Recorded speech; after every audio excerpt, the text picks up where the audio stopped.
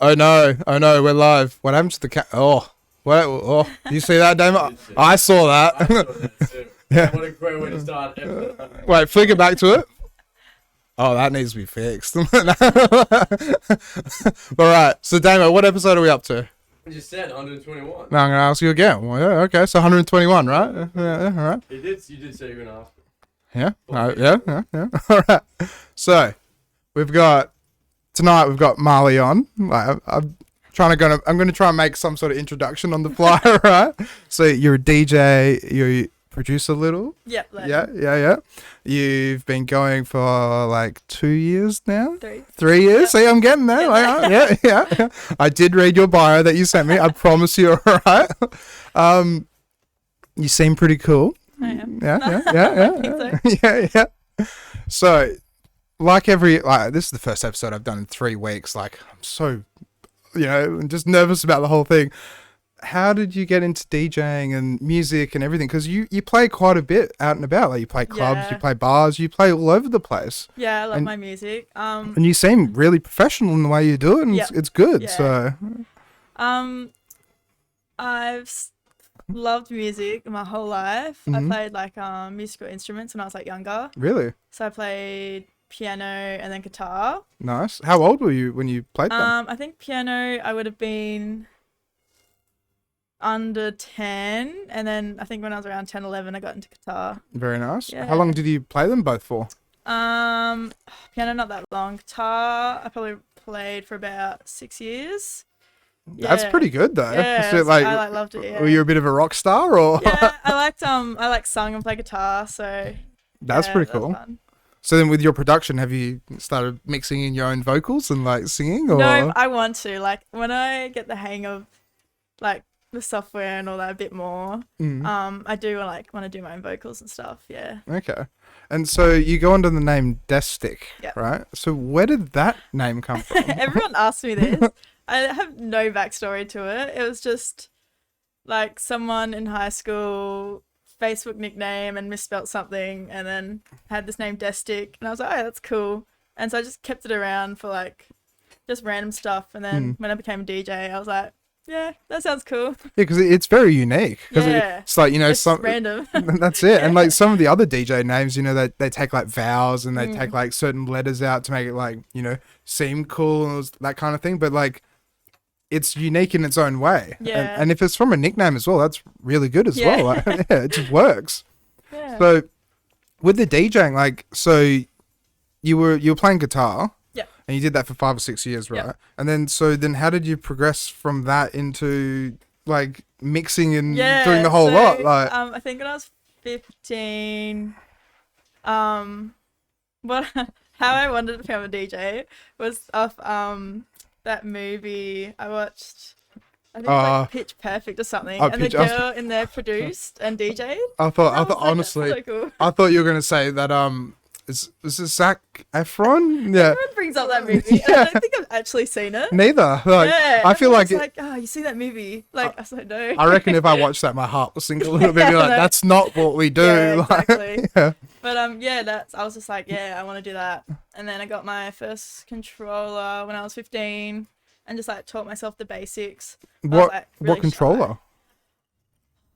It was too long It was like ago? a mini tractor one. Really? Like an Yeah. S2 or? Yeah. Okay. something like that. I have no idea. Like, tractor. But now you're on the Back Pioneer in the day. decks, I know, right? yeah. The big boy decks. Big like, boys. yeah. So yeah, I've always stuck with tractor. Oh, really? Do you like tractor? I'd love it. True. Literally I love like, it. Like when I went tractor to Serato and to Record Box. Yeah, I okay. definitely preferred Serato over tractor. Oh, okay. Yeah. I see how Yeah, it is. sorry. We can have one of these podcasts. Like you're over there, I'm over here. All right? Tractor side. yeah, that's it. So then, so you're using your laptop then, Yeah. originally for your tractor and Serato, Yeah. and then from that you just went onto Record Box. But then, like, what was the push to go onto Record Box? I just I just taught myself the basics and stuff at home, but like I was just like such a shy kid, had no confidence, and like being like a female that wanted to be a DJ back then, there was not a lot of support. Yeah. And then it wasn't until like years later I met some people who were DJs who like boosted me to do it, and that's Who were they, if you don't mind me asking? Gnarly and Flash Cult. Oh, really? Yeah. So I Wow, met them, okay. and they got me to do Your Shot. Yeah. So was that from Paramount, like hanging out at Paramount and No, seeing them on stage, or did you know them prior, or? I met Harrison through Harley, and Harley I met out, and then we went to Paramount after. Yeah. Yeah, because they've been and then- residents there for quite a while, right? Yeah, Yeah. yeah. And they're flipping that place upside down, Yeah, inside they've out. Done wonders to it. Yeah. It's really, really good. Have you played there at all? Yeah, my first few gigs were like there, like when I first started. But yeah. And so with that, like, what were some of the technical things you found? Like, because with the Pioneer decks and the Tractor and Serato and stuff, like, did you go and do Lab 6 or anything like that eventually, or? Yeah, so I did do Lab 6 in year 12. Okay.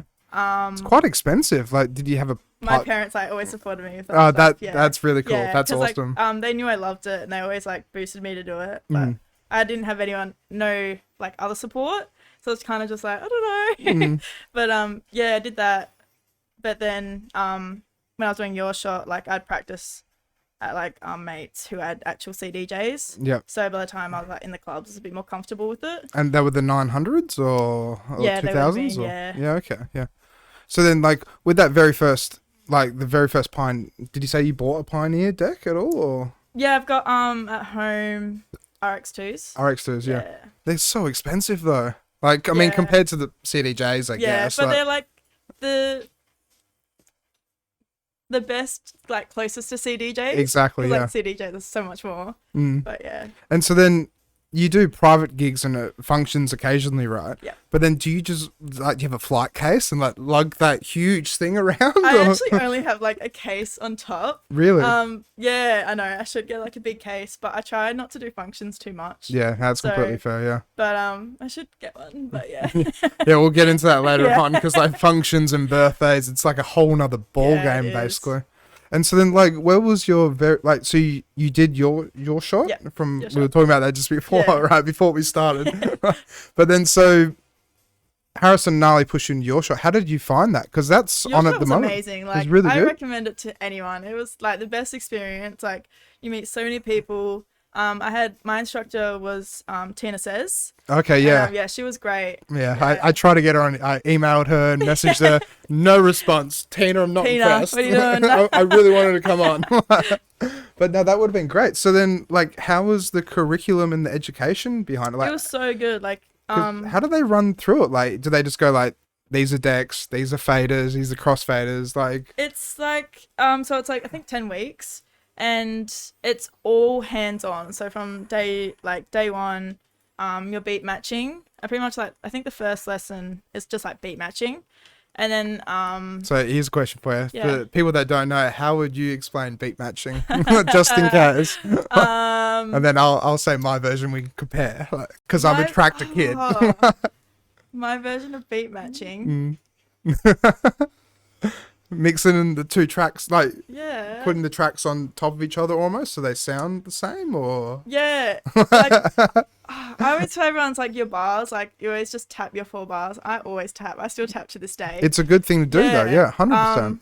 But even like the red lines, like you line them up, but they just got to sound in sync. Yeah. Yeah. Well, I've never had- yeah, it's such a complex never thing to been ask, asked right? that, Yeah, well, that's why I wanted to ask. Yeah, but that's exactly it in a way. Like Yeah. beat matching and mixing and the whole lot. It like when I first started, I got told it's like you can count to 4, right? You can count to 8, right? You can count to 16 and 32. Well, if you can do that, then you can DJ. Yeah. But then obviously there's so much more involved though, like Yeah. knowing your music and actually being able to like think really quickly on the fly whilst also entertaining Yeah. drunk people and just having fun and the whole lot. So then with that, like, so your shot went for how long? How long did it go for? I think it's 10 weeks. 10 weeks. Yep. And so that was how many hours a week? Like, It was once a week. I think the class was like an hour or 2 hours. okay, Yeah. that's all right Say though. 2 hours. Yeah. And was it quite expensive to enroll? No, it was shockingly. I think it was. So you do the interview, and then if you're successful, it was only like $150. Really? Yeah, it's like because you have to be do the interview to be able to get successful, Yeah. and then so cheap. Like I was. Yeah, that's real. shocked I because was expecting iffy. 300. I Yeah. was like, I don't really have the money to do this. Yeah. But no, yeah, it's actually. And so how many students were there? I think there's 100, but it's Because it's all across. 60. Okay. Yeah, it's 60 new people, and then there's 40. I think they're called like wild cards. Yeah, They're yep, people yep. who already know how to DJ, Mm, and they don't do the lessons. They just kind of just show up and Yeah, do their thing. show up for Yeah. the day. Yeah. Yeah. Yeah, because from memory, I think the wild cards is like if you've ever played a venue or a proper professional gig in like the Yeah. last year or something like that. So. Yeah, it's like pretty much if you know how to use CDJs. Yeah. And then, so how did you find that? Because if you already had the pre-existing knowledge a little bit, I was but- like in the beginner one Yep. because I hadn't really had experience on CDJs, and like I had decks at home, like controllers at home, but I never really used them much because yeah, But that's the thing, that it's like, because it was a similar thing with me. Like back in the day, I used to go and do house parties down in Bustleton, and I didn't know how to mix. I didn't know how to Yeah. do beat matching or anything like that. I would just say, "Give me $50 and a carton of beer, and I'll bring Yeah. my equipment with me, and let's play some music." yeah, But then when I moved to Perth, I was like, "Oh, okay, there's a lot more to this," and yeah, I had to actually like really switch on and be like, "Okay, I need to get a bit better." So, but then, so with that, like, did you find it easy to kind of just jump onto them from the beginning? Like, because if it's 10 weeks, yeah. and then like, you know, they'd show you step by step, week by week of things to do and the whole lot. Did you go back and practice much at all? Or? So what you learn on is RX2s. Okay. So actually, like when you leave your shot, Mm. You should you might be prof- fresh to CDJs. Yeah. Even like on the comp night, it's RX2s. Oh, really? Yeah. Okay. But yeah, like it does take a few gigs on CDJs to like adjust, like get used to them. Mm. Like even some buttons, it took me like 2 years to be like, because I was always too scared to like fiddle around like when I'm playing. Mm. So for 2 years, I'd be like, don't know what that does. Well, that's But, it. Like I find yeah. the filters and not the filters, the effects on Yeah. on the DJMs, like in the centerpiece. Like I only play with the flanger, really. Yeah, the like- flanger and the delay occasionally. Yeah. Because some of the other ones, like Damo, can you pull up the filter part of it and see if we can actually, or like a list of the filters on a DJM 900? Because like there's so many, like spiral and like There's like, so many. I and feel like everyone has their like 5, and you Yeah. just stick to those 5. No, I agree with that 100% actually, yeah. Because it's like, you can become proficient in like those 5, but to like learn all of them back to front, Yeah. like it depends on the song you're playing and like just everything, the energy and the whole lot. Because you don't want to just like build up this energy and press the filter button Yeah. or something like that, and then just like, what happens to the music? Yeah, Like it I feel sounds like underwater. It depends like on the genre too, because you're not gonna chuck like a flanger or like trance on like a hip hop song. Like, Yeah, that's exactly it. Yeah, it'll be on the right hand side at the bottom. See it there on the image. See if you can zoom in on that. And yeah, all right. So he's onto it. Jaimie's onto it. So then, with all that, like, how did you find, like, as the weeks progressed? Like, did you find it easier? Because, like, you know how I Yeah. said before as well, like, did you go home and practice? Did they give you any homework or anything like that at all? Or I'm pretty sure they did. The whole 10 weeks is about you getting your set ready for the comp. I can tell you studied. Yeah, I know. He's like, I think they gave us homework. Had other stuff to do. Yeah, well, some people didn't even have controllers to practice on. That's it, yeah. But yeah, I think it was just like getting, like, your homework was just finding songs you want to play on the night Yeah. and practicing, seeing what works. Because it was any genre, right? You Yeah, could just you can play whatever you want. Yeah. Okay. And so that would have been, because I was there on the day and there were quite a few genres floating around. It was like, that's everything. because I'm pretty sure I walked in, I think it was like a nightcore or something like that. It was like Yeah. something really fast, was like almost like anime or something like that. It was Yeah. like very like, It's like what? the person before will play like pop, and then the next person's playing like Drum and bass or Yeah. something. Yeah, that's it. Yeah. But then, it's just each on their own though. Because, Yeah. if you just say it's just a drum and bass event, because I mean, Perth's really good with drum and Yeah. bass, but you say it's just drum and bass, some people don't like drum and bass. exactly, yeah. So with that as well, like how long after your shot did it take to get your first gig out and about? Hard question, right? It's like, COVID's been such a long one. Yeah. Because your shot was 2019, so just like pre-COVID. Mm. I was lucky to get my first gig straight after your shot at Capitol Yep. for a support act. With Death Disco. Yeah. Yeah. But yeah, that was fun. But that was like my first gig on like CDJs. Was it opening slot or when did you play? It wasn't. I want to say the one after that, so like 10 to 11-ish. Okay. Yeah. That's all right. That's pretty good though. I know, yeah. That's 10 to 11's not bad at all. Yeah, So that was fun. what did you play, if you don't mind me asking? I started off as bass house. Okay. Yeah, so I was playing bass house. That's pretty cool though. Like just Yeah. like, perfect time just to start amping it up and getting everyone Yeah. into it. And yeah, I that's, know, yeah, it was fun. and so then like, cause you've played quite a few gigs now and Yeah. you play out and about and like you just recently opened for Gentleman's Club, right? Played just before then. Yeah, just before them, yeah. And like they're a big name. Like, and they Yeah. come to Perth quite a bit, I'm pretty sure. Yeah. Like, but that's Yeah, you're on the that's up and up kind of thing. So like after Capel and Death Disco, then like what other gigs did you acquire after that? Because that was that in 2020? 2019. 19 when you played for them. Yep. And then I started getting gigs at Paramount. Yep. Just downstairs. Yep. And that was through Harrison and Gnarly, right? Yeah. Yep. So I played there until like the start of 2020. Mm. And then I played, I think, a boat party, silent disco. How just, big like, was the couple- boat to have a silent disco?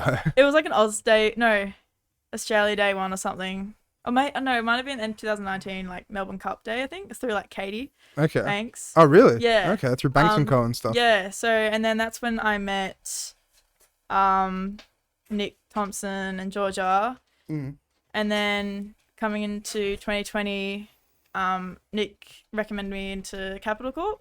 Okay. And then that's when I started DJing at Metro Free upstairs. Really? I played there every day for a year. Really? Every day for a year? Yeah, I think that was 2021 because 2020 was like all COVID. So that was like Fridays and Saturdays then? Or Saturday nights. Saturday yeah. nights. So that's all right. To have a Yeah. full 1 year residency at Yeah, the it's big pretty house. good. Like, 2020, like coming out of COVID, I was still like a fresh DJ, so I couldn't like I was struggling to get a gig anywhere. And then just all of a sudden just DJing every weekend. yeah. But see, that's the thing as well. Like, when you go and play at clubs or big venues and stuff like that, that's when you get your real experience. Yeah. Because it's like you could be a bedroom DJ or you can do something like your shop. But then, like, after, when you're actually dealing with punters and actually playing in that environment, then it's reading the crowd and playing appropriately and doing the right thing by the venue to make sure the night runs smoothly, right? Yeah, it's definitely something you get like used to. At the start, you kind of just like your set list, and then eventually you kind of like play. Yeah, and just like, freestyle read the crowd. a bit. Yeah. So then back then, right at the beginning, then did you actually like prepare a playlist of like 1 to 30 or 1 to 40? I wasn't like confident of like mixing songs I didn't know together. So like I would prepare like a set, but then as it like time goes, you just know your music and that's then it. Just, experiment a bit more.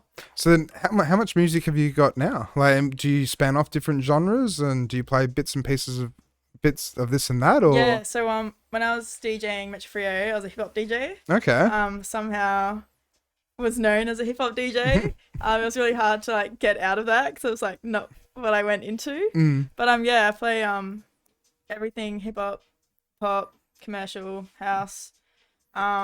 It's DMV, good. Yeah. It's good though, because like, you know, some like I've had other podcasts where, you know, you talk to someone who's just like a drum and bass producer and they only play drum and bass and they're limited in that box almost, unfortunately.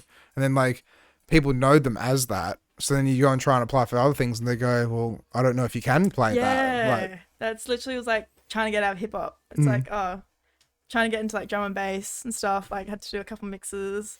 It's like, but you're a hip hop DJ. And I'm like, no, it's not what I want to be. But then, so with the hip hop, like, was it new style of hip hop, old school? It was mixed. So I was doing R&B and hip hop. Okay. So it was quite mixed, but Metro's is a pretty young crowd. Yeah. So nothing like too old school, but like just like your classic R&B bangers. See, that's the thing, is like you always have to keep up to date with what the kids want in a way. And it's the same thing with like playing at the market grounds these days as well. Like me and a good friend, we've been playing there since it opened. He mostly plays. I get to hang out and play maybe like 2 hours on a Friday night or something like that whilst he has a break. But the thing is with that, it's like you have to keep up with the commercial shit, unfortunately. It's like every week. Yeah, and you have to do your research and you have to sit down and go on iTunes or Beatport or whatever and figure out what they want, like, in a way. And it's just, you know, like a good friend of mine asked me ages ago, it's like, what's it like? You know, you must DJ, you know, if you DJ every Friday, Saturday, Sunday, and you've been doing it for so long, you know, it must be amazing. And I just say, imagine playing ABBA every Friday, Saturday, Sunday. Dancing Queen. That's it. Yeah, that's exactly it. And it's good because, like, you know, even though you're playing that over and over and over and over again and you get kind of sick of it, people dancing and enjoying it, that's what brings that vibe, right? Exactly, yeah. Do you dance and go wild when you're DJing sometimes, or? Yeah, like I have fun with it. So like I'll try hang around after for gigs too, like party. But yeah, well, that's a good thing though. Like that's the way it should be. Is always stick around and socialize, and you know, support the others. That's exactly it. Yeah, and also like, you know, if you dance and have a good time whilst you're on stage, like, I mean, for me, I actually can't dance. Like, if I'm in a crowd, I am so shy and can't dance. But then when I get behind the booth, I just go wild and have a great time. Because, like, people don't want to see just a DJ sitting there pressing buttons. Yeah, no. They want to see someone that's gone nuts and having a good, like, just going ballistic and just having a great time. Because then they go, they're ready to party. I'm ready to party. Do you throw any like tricks or anything into your sets, or like, you know, like, I mean, we were talking about like the effects and the filters before, but do you like, you know, like, do you get on the microphone and go like, yo, Perth, what's up? I like, for so long, I was just like, no microphone. But at the point where I want to use it, and the one time I actually was going to use it was at my takeover at Magnet, and I went to use it and it wouldn't work. Really? And I was just like, come on. And I was just like standing there with the mic. But and it's just not working. Yeah. Well, it can be scary though. Like, you just don't know what to say. But that's it. Yeah. But that's why you just be drunk and just go, Everyone what's that? That's it. Like, there was a DJ who still plays out and about. you know, I won't name names, but it's quite funny. We call it, his nickname around town was like the Skrillex of Perth, because it's like you play a song, it's like every 3 songs, every 2 songs, be like, Perth, you ready? Just like continuous. Which, I love when people are on it. Like it hypes them up. Like exactly, it's good. yeah. But they do that at Butterfly 73, I'm pretty sure, right? They have the MCs with J. Koo and like, Always on the mic. yeah, and Furman. Those guys are awesome. Yeah, Like those guys are they're the best. lads, honestly. I had them on not too long ago, and like they're very switched on. They know what they're doing in the industry. Yeah, they've been in Mr. the industry for a Humble. while. Mm. Like they know everything. Have you ever played at Club Humble at all? Yeah, I played a few gigs at Humble. Just like hip hop room, sometimes party room, or like when they used to do the beer garden. Okay. Like Because it's at the Aberdeen Hotel, Yep. right? Yep. And it's Fridays or is it Saturdays? Saturdays. Yep. Yeah. Just for people that don't know. Like, Yeah. A lot of times, like people will be like, "Going to Humble Friday," I'm like, "It's just Saturdays." Yeah. But then, so with that, how would you compare like Magnet House or like Paramount to Humble, and Humble to Magnet House, and Paramount to Magnet House, and you know the trifecta in between? Yeah. I think it really depends what stage you're on, what room you're on. Magnet House is insane to play at, like main stage. Yeah. Such a good venue. Yeah, it's just amazing. And Metro Frio, I think Metro Frio is gonna be like my favorite main stage gig. It's just such a good, like, fun crowd to play to. But every club's crowd is just different. It's so whack with that, isn't it? Yeah. Because like Perth is such a small, isolated city. We're like a big country town. But then you can go somewhere and it's not completely, but it's almost very different to the other place. It's just different vibe, different demographics. Well, it's not it is demographics, but it's not, because it's the same age group basically. Yeah. But then it's just like, you know, just train rats from Armadale. And then like city kids, and then you know, Joondalup rats, and like, the whole lot. You're not from Joondalup though, are you? No. Okay, I was about to say, oh my god, I'm so sorry for calling you guys. Like, you know. Nah. So what venues have you played at then? Metro Frio, Magnet, Humble, Niche, Edison. Niche would have been pretty cool. Yeah, Niche is a nice venue to play at. Where is Niche again? Because I've heard it's in Leederville. Yeah. It's like near the skate park, like in the car park kind so of. near Hippie Club? I think so. I haven't been to Hippie Club. Okay. But yeah. Tuesday nights, Hippie Club. If anyone's watching, like, you know. I see my friend's stories. Yeah. Like, where you at? Hospitality night, that goes wild. Yeah. Like before COVID, it was just a place to be on a Tuesday night. But that's where it's so interesting as well, because like with Perth, it's like if you go to Melbourne or you go to the bigger cities, you can go out almost every single night. Yeah, everyone says. And like, that's it. Like in Perth, then it's like you're here, and then like on Wednesday night, you're very limited to what's open. Yeah. But it's good because then you know that will be busy and Yeah. it'll be good. But then we have our ups and downs through the climate and stuff like that. Because I wanted to talk about this as well, where it's like, you know, how does it affect you when it's like summer and then winter, like the cold period, and then through the seasons and stuff? So summer, so many more gigs. Like it's just the festivals. Like something's on every single weekend. So not only do you have your club gigs, but you have like your bigger festival gigs, events. And it's just like I have a day job, and then usually when it goes into summer, I'll go like casual, so I can just like do whatever, go to my day gigs, have fun. And then going to winter, it like limits a bit. Like there's probably events. There's a bit more events going on now, but you kind of just go back full time and just That's play the completely clubs fair. on the weekends. Because it's like you need to have that safety net Yeah. almost, and that's the biggest thing about like, you know, like what we were talking about just before. Like I was a full-time DJ for like 5, 6, 7 years or something like that. But when it hits winter, I'd be struggling to get work, and like got to pay rent, got to pay bills, and there are quite a lot of DJs out there that when it hits winter, it's like they've got savings to rely on, because you never know if a venue's going to be like, no, we don't need you. You know, it's too quiet. And it was really unfortunate. Like I used to play in Scarborough Beach Bar almost every Sunday. But then in winter, no one goes there. It's so unfortunate. Lookout always goes off, because it's like the nightclub of Scarborough. But then, you know, other places like El Grotto, Peach Pit, you know, Oceans and stuff like that sometimes would just struggle. And if it gets really windy in Scarborough, but if we don't get to go to work, then we miss out on that money kind of thing. And then how do we put food on the table? Gotta pay the bills. That's exactly it. Yeah. And so then with that, like, because we were talking about functions and this and that and the whole thing before. So you try and do, I don't know if we've said it, but I know we talked about it before we went live. You do like a function every month? Yeah, I'll do one like once a month, kind of as my minimum. Yeah. Just for like a bit of extra cash, but yeah, because they can be fun, but then they can be so shit sometimes. Yeah, you just never know what you're gonna walk into. Exactly. Like, the best function I ever played at was a 50th. A 50th? Yeah, better than like 21st I played at. Really? Yeah. Why was it so good? I don't know. They were just the Just more mature. birthday girl just like loves going out and stuff, so she loved like the younger music as well and stuff. It was just fun. Like she every half an hour she'd maybe play the song Shots. Oh really? So everyone would do shots. Like it was just so fun. Didn't get a single song song request. But yeah, I think why functions are so like iffy is just because like you're right there, so it's just constant like requests. Yeah, and you have to take your own gear and the whole lot, and like that's one thing that it's a nightmare taking PA speakers and taking your cables and like at the end of the night making sure you've got everything. But then like, you know, for example, I did Damo's cousin's wedding, which wasn't too long ago, and that was so much fun. Usually weddings are like you cannot stuff up. Yeah. Like I did a gig through a company a while ago, and they actually left a bad review. And I was shocked that they left a bad review because the music was on point. They loved the music. But because I was the MC, and MCing is so shit. Yeah. It is so shit.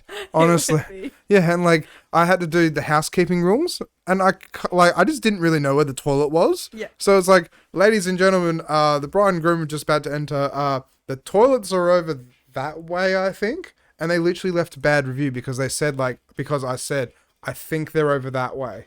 Like, just because my emceeing skills weren't up there with the professionalism. Yeah. But then it's just like, you get nervous. Like, yeah. Like we can stand in front of people and play music and dance and have a great time. But then when it's like, you know, sitting there being like, this is the bride's day. You cannot stuff this up. I don't think I'd do a wedding. Like, nah. It's really pressure. It's really good money, yeah. but it's so much pressure. Yeah. But like if they've got an MC and they've got something else going, like, you know, everything's sorted and you just play music, then it's really crazy. And it's literally just almost the same thing as doing a bar or like, you know, like a birthday, or I guess.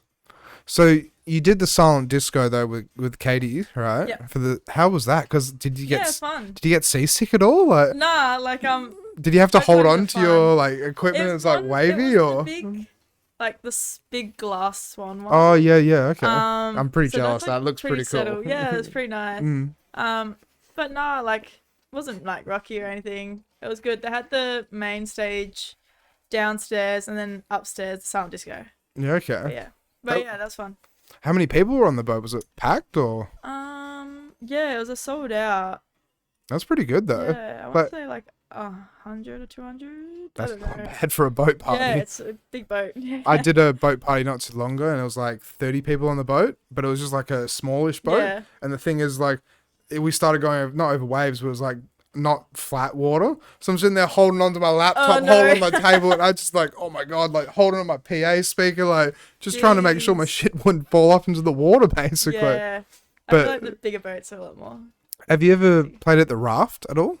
No. How cool does that venue look? I haven't even been there. I know, neither. So good. It does. Like the Raft looks amazing. Yeah. But then I think Streamline, Shannon O'Connor's got that contract. I think. I think so. Yeah. Yeah, and like, you know, it's pretty cool. Like Damo's just pulled up photos for it because they would have spent so much money on that venue. It's so nice. But it's a summer thing as well. Yeah. Like you wouldn't go out there in winter. Yeah. But then, from memory as well, they actually send you out on a boat and then bring you back on a boat, Yeah, I was right? just like, how would you get onto it? Yeah, because that's it. It just doesn't move. Like, but it's a very, very cool venue though. Where would you say your favorite venue is? Metro Freo, hands down. Yeah. I saw a while ago, like on one of your stories on Instagram, that they had like a washing machine thing or something. Yeah. So what's the laundry that? room. The laundry room. So the laundry room is where like if we ever have like they ever do like a festival kind of big thing. Is that like? Do you have any photos or videos of it or anything? Yeah. Do I? I don't think I've got pictures of the actual room. Okay. Yeah, but if you look up, it's on Metro Freo's page. Oh, it is? Okay. Yeah, the laundry room, and when they do their bigger events, they'll open it up, and I'll usually do a Destic drum bass room. Oh, So sweet. it's kind of just like a small little takeover room. That sounds And really it's cool. fun. So how do you like? Is it just like a door, or do you like crawl through like? There is a door, Yep. and there's also literally just a washing machine. Well, washing machine circle. You just like climb through. Really? Yeah. See, now that's cool though. Yeah, it's pretty cute. Because that's the thing as well. Like with venues in like Perth and Melbourne, Sydney, it's like when you add interactive stuff like that into the venue, more people are like they're climbing through a washing machine. I want to go and do that. Exactly. Because have you seen the videos that circulate through Facebook where it's like the Portaloo? Yeah. And like you open the porta potty and then it's just like a rave in like this massive like tent thing or something. Yeah. When I was in Japan in Hakuba, there's the vending machines. They're like everywhere there. Really? And there's this random one on this one strip. Just looks like a normal vending machine, and it opens up to this bar, and you would not think of it. It's in the most blackout random street ever, and it's just so cool. Like, What was the venue called? Do you remember? no, it had no name, nothing on it. He's Like, onto it. He got it. there you go. Holy smokes. Yeah. So it's just through a vending machine. It's just a vending machine. It's And- I had no idea. I walked past it like every day until someone was like, "Yeah, it's like a bar." And so did you see people going in there at all or? No, I didn't. Someone told me about it, and I was like, "Is it open?" But yeah, it's really cool. It's like a cute little small bar, but that's where they had. It was for Snow Machine, so that's where they had all the like artists for like after parties and stuff. Oh wow, because okay. No one really knew about it, so. Is it a was big sweet. venue? Is it heaps No, of it was people? pretty or- small. Just a small, cute little bar. Have you ever been to Boston Sub in Melbourne? Have you ever heard about that? No. Google that. It's so cool. So Boston Sub is like, it's a kebab shop, right? Ah. And basically they serve food, right? And they serve like, hot dogs and buns and this and that and kebabs and stuff. But basically you line up inside like as if everyone's waiting for a kebab. And then basically there's a door out the back and they just let people in like what looks like the laundry area. But it goes into like a full Kentucky bar. That's cool. So cool. I And feel like we need more stuff like that. exactly. Like we've got Yeah. convenience. Yeah, but you can still tell it's a bar. That's it. Like, they've still got, like, the rails at the front. To, like, That's it. Convenience is literally just old Nando. Yeah. That's all it is. Across the road from Mustang Bar. Yeah. But they're doing really well for themselves. Yeah, it's still a good venue. Yeah. Like it's small, but they're doing really well. And for a rock and roll like Mustang 2.0, but for more punk and emo and heavy metal and stuff, it's working Yeah. out really, really well. They used to do burgers and bass Yeah. on Thursdays there. That was with Emily and Harley. Yeah. And Harley, Yeah. right? Yeah. Well, Yeah. oh, No, was I it don't know. But yeah, Emily through. Emily and Notus? Yeah. Yeah. Yeah. Ember and Notus. Yeah. And if they're watching, congratulations on their baby, by Have the you way. seen the videos of like the headphones? Yeah, so So cute. cute. So cute. Oh, love it. Mm. So then with that as well, like what venues would you want to play at that you haven't played at yet? Tough question. I feel like I've played all the venues I want to play at. Really? So I played most in Perth, and I played all like the biggest ones in Perth. Mm. But I think it's just more so like festivals now. Yeah. The goal and Have you events. played at Ice Cream Factory or anything like that at all? No. I played at just like silent discos for like Seasons, I think Banana. But I was meant to play Seasons main stage for New Year's, like 10 to 11. But that got cancelled, Yeah, right? it's like I've got to be a biggest set ever. That's so devo. But yeah. Because that was because of COVID from memory. Yeah. Yeah, but I think hoping next summer Pineapple will get me on main stage. If you're listening, like Because I posted a story once and they were like, soon. I was just like, please. yeah. Yeah. So then how do you have to chase after gigs at all? Like do you message people and ask if anything's available, or do people come to you and say, hey, we've got this slot available and do you want it? When you start up, it's all reaching out, like getting yourself out there. But now it's just like word of mouth, like people message me. That's really good though. Because it means that you left a good impact and people are willing to be able to go like, yeah, we know you're capable. Let's get you involved. Through So events, you'll probably message them and say that you're interested in stuff. If you're like newer, but once you're like in the door, it's just word of mouth when people see that. But see, that's the interesting thing about Perth though, because it's like it's a tight knit community. But then it's like, you go up to Melbourne, it would be a tight knit community, but there's so much more available. That's the thing with Perth, where it's like Capital Corp owns the biggest nightclubs in Yeah. Perth. Half So Perth. you gotta be in their good books, so Yeah. that way you can get gigs and everything. So, but it seems like you're in their good books, Yeah. so it's working out really well for you. Negative. Yeah. So then, what would be your dream set? Where would you, if you could play anywhere in the world? Anywhere? Yeah, anywhere. Probably. I mean, playing in Japan would be pretty cool. Japan would be cool. Mhm. I think either like EDC or like Rampage. Yeah, Rampage would be Rampage nuts. would be sick. Yeah. Yeah, something big like that. Mm. What would you play if you got to play it somewhere like Rampage, like hardstyle, dubstep? Well, at the moment, I'm just like drum wait. bass, but I Yeah. hell want to get into hardstyle. Like I love hardstyle, Mm. but I really like want to start DJing it. Like Mm. it's just such a good genre. But There is an event at Metro City that plays hardstyle, right? yeah, there's Transition and I'm gonna say it wrong. It's like WA. Okay. So I DJ for them, but I open for them R&B. Oh, really? Yeah. Really? So R&B and then it goes into hardstyle later? Yeah, it's just like the opening, like first hour, because no one's there. So Yeah. It's just really chill. And then, they kind of move into their tech house, and then it kind of grows into the. I'm really surprised at how big Tech House has actually gotten. Like, Yeah. it's really just burst almost. Because, like, Tech House 5 years ago wasn't like the way it is now. It was very minimal and it was very, like, chill almost. Like, you could dance to it, but it's just, like, swaying. Yeah. But then, like, Fisher and all the other big artists and Dom Dollar and, I can't remember the other one, but it's just blown up. And it's just Yeah. more party vibes now. Everyone loves it now. It's just like the go-to, I guess, festival Mm. music now, really. And so, also, before we started, you were telling me that you're starting to teach as well? Yeah.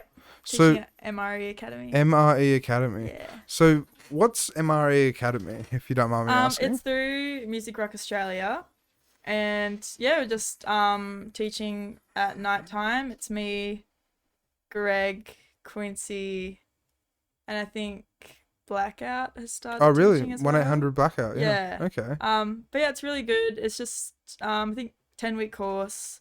I have about 3 students at the moment, Nice. and it's just started up. So every term, I think we're trying to get more and more students. But yeah, it's really fun. So then, with those 3 students, do you have because if you're a teacher, does Quincy run the whole show, or? Yeah, pretty much. Yeah. So then, does he give you a book and it's like, this is your curriculum to teach the kids, so or we do have like a 10-week like outline folder thing. thing? Yeah. that we go through week 1, week 2.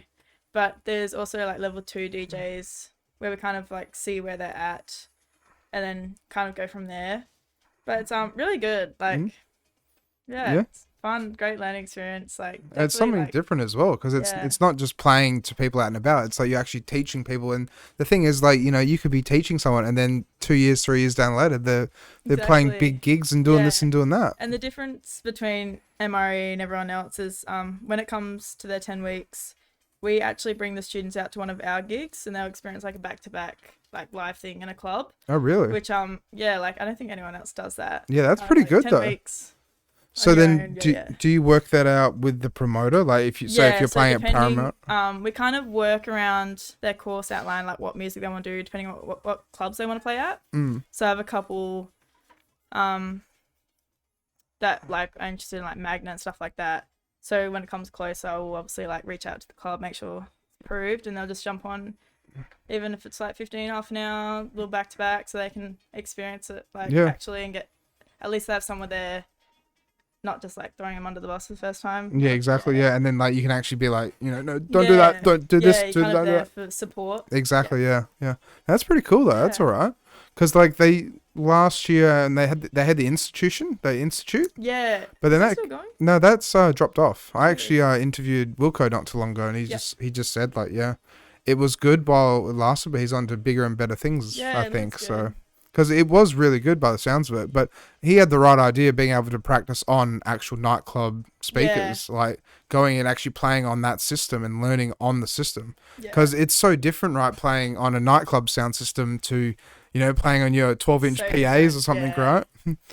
the effects, everything just sounds so different. Yeah, 100%. So then with that, like at the MRE Academy, like do you have like a soundproof room or like whereabouts is it? Like It's in Morley. Okay. It's just kind of near like the Varsity Galleria kind of area. Yeah, okay. But yeah, we've got 2 rooms set up for classes.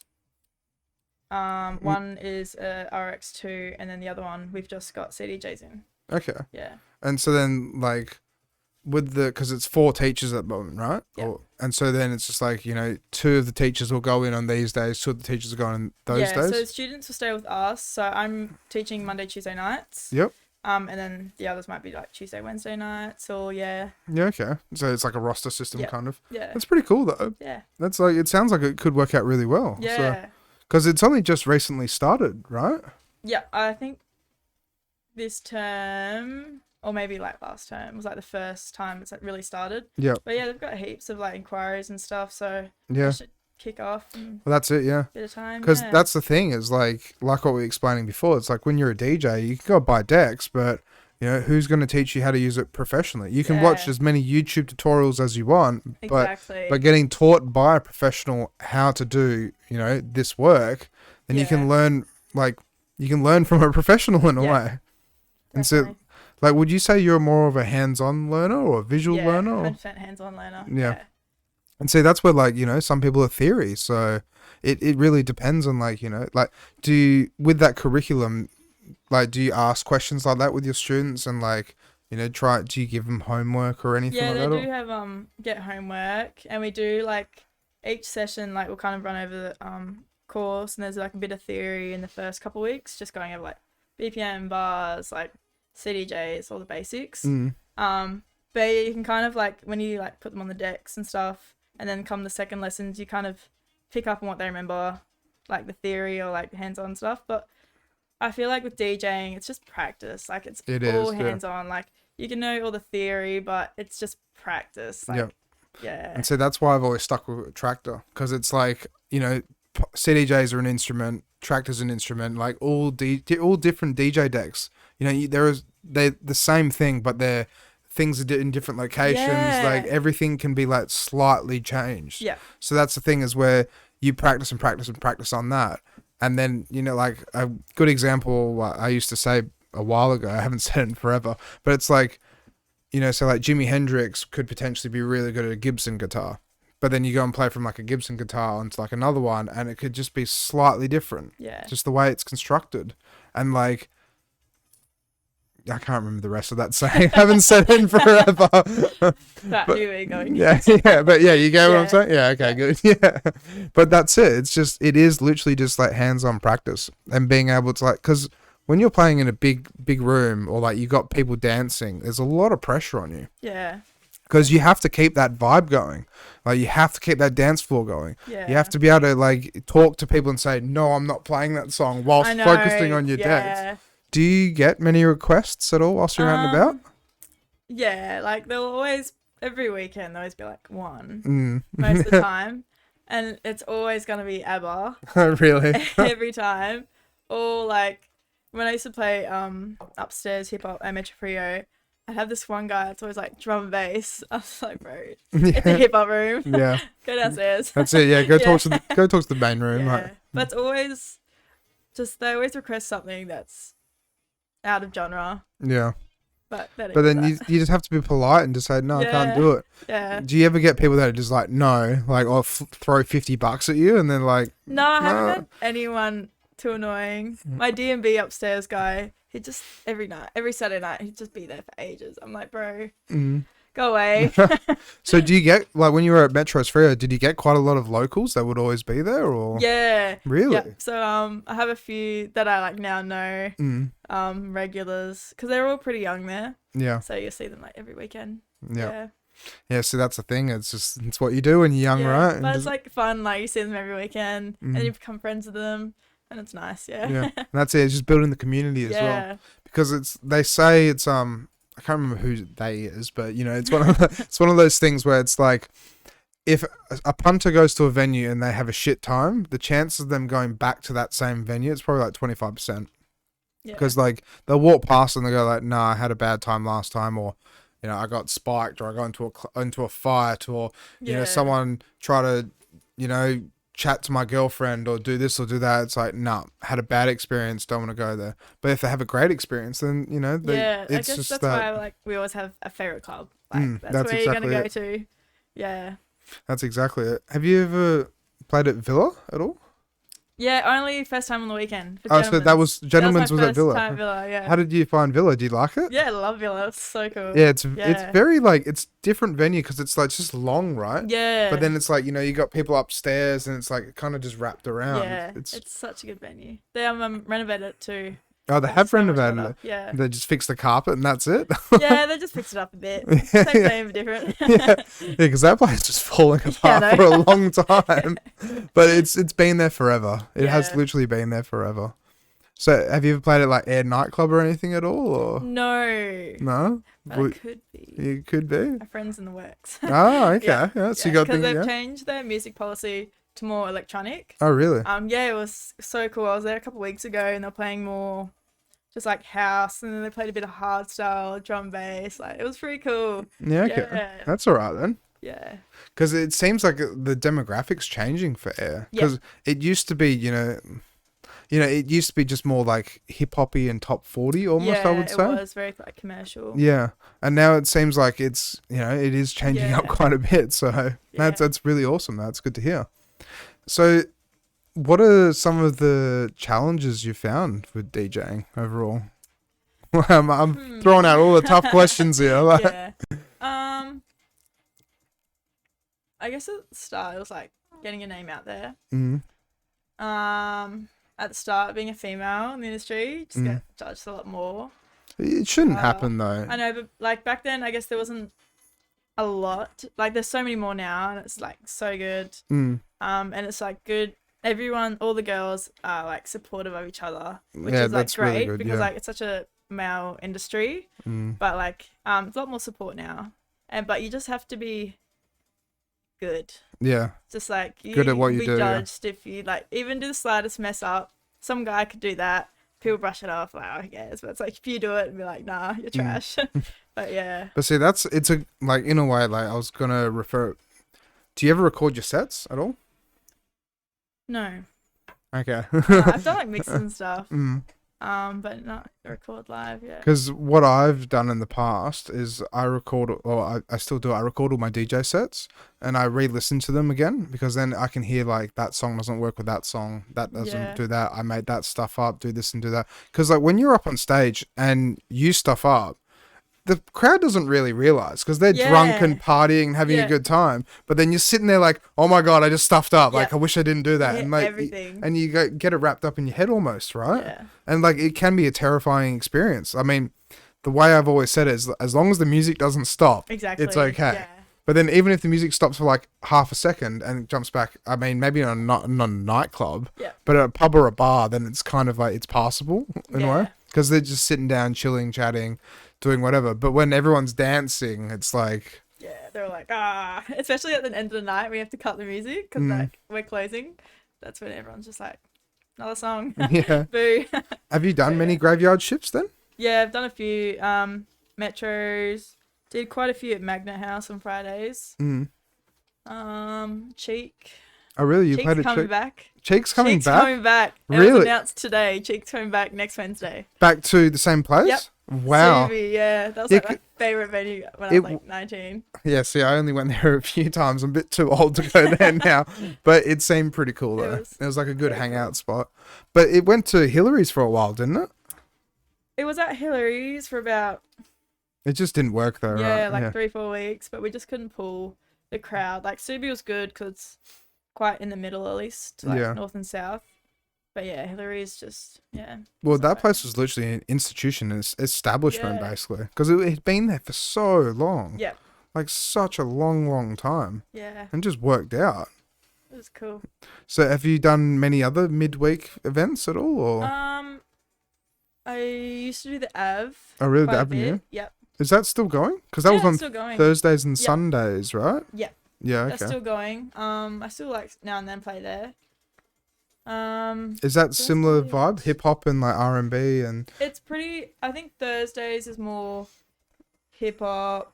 Any like commercial goes kind of stuff? into- Yeah, and then goes into like housey. Sundays is more like bit of everything. Just depending on the crowd. Like it's always a different crowd there. Yeah. Yeah. Well, I can imagine it because it's just you can't predict it of who's going to go out and what's going to happen in a way. It's just it can be anything. Yeah. And then, I mean, obviously, like through winter and stuff like that, sometimes like when it gets quiet, do you find it more flexible and easier to play like other stuff when it's quiet, or do you have to stick to that genre that you get asked to play? I hate playing when it's quiet. Yeah. Because like all my It's boring. Yeah. Yeah, all my music It's and like what I upbeat, play is energetic. just like for a crowd. So when there's not a crowd, it's a bit more of a struggle because you're like, what song do I play like without it being too much or it's gonna get played later. So it's harder when it is quiet. See, I've always just like when it's quiet, I'm just like, all right, staff members, what do you want to hear? Yeah, kind of thing. no, they're still like strict on what you play.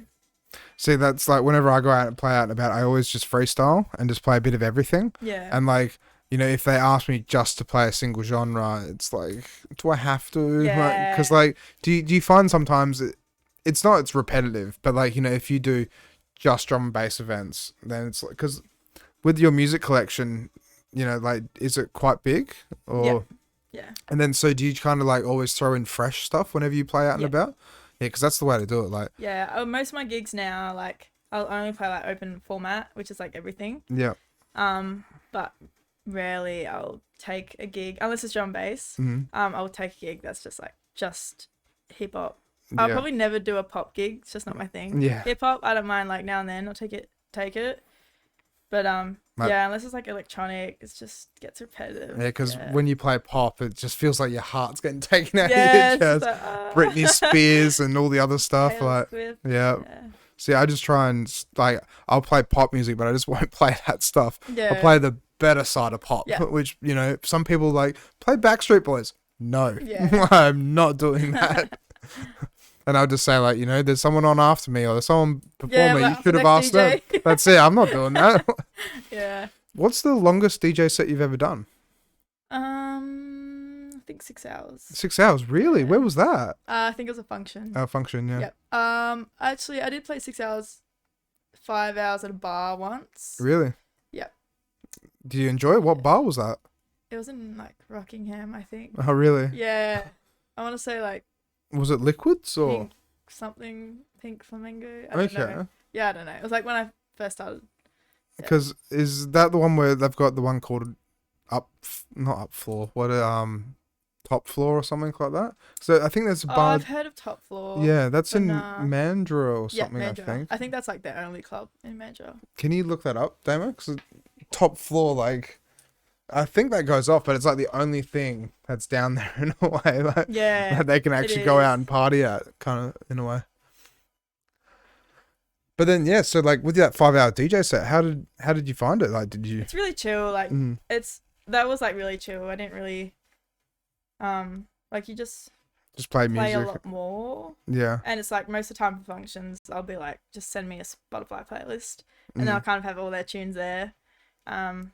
We just play the songs for a little bit longer. Just see how it is. That's it. Yeah. Do you find it like when you're playing more commercial side of thing, it's a bit harder to mix at all, or? Because like the BPMs are all different and it's all over the place. And I usually play like open format, and I kind of have a set that just works its way into each other. Like everything's pretty mixed. Yep. But yeah. Do you like when you go out and about as well, like and you play at clubs and stuff? Do you play mashups or anything like that? I or? love my remixes. Yeah, like house to like pop, hip hop, all the remixes I love. Yeah.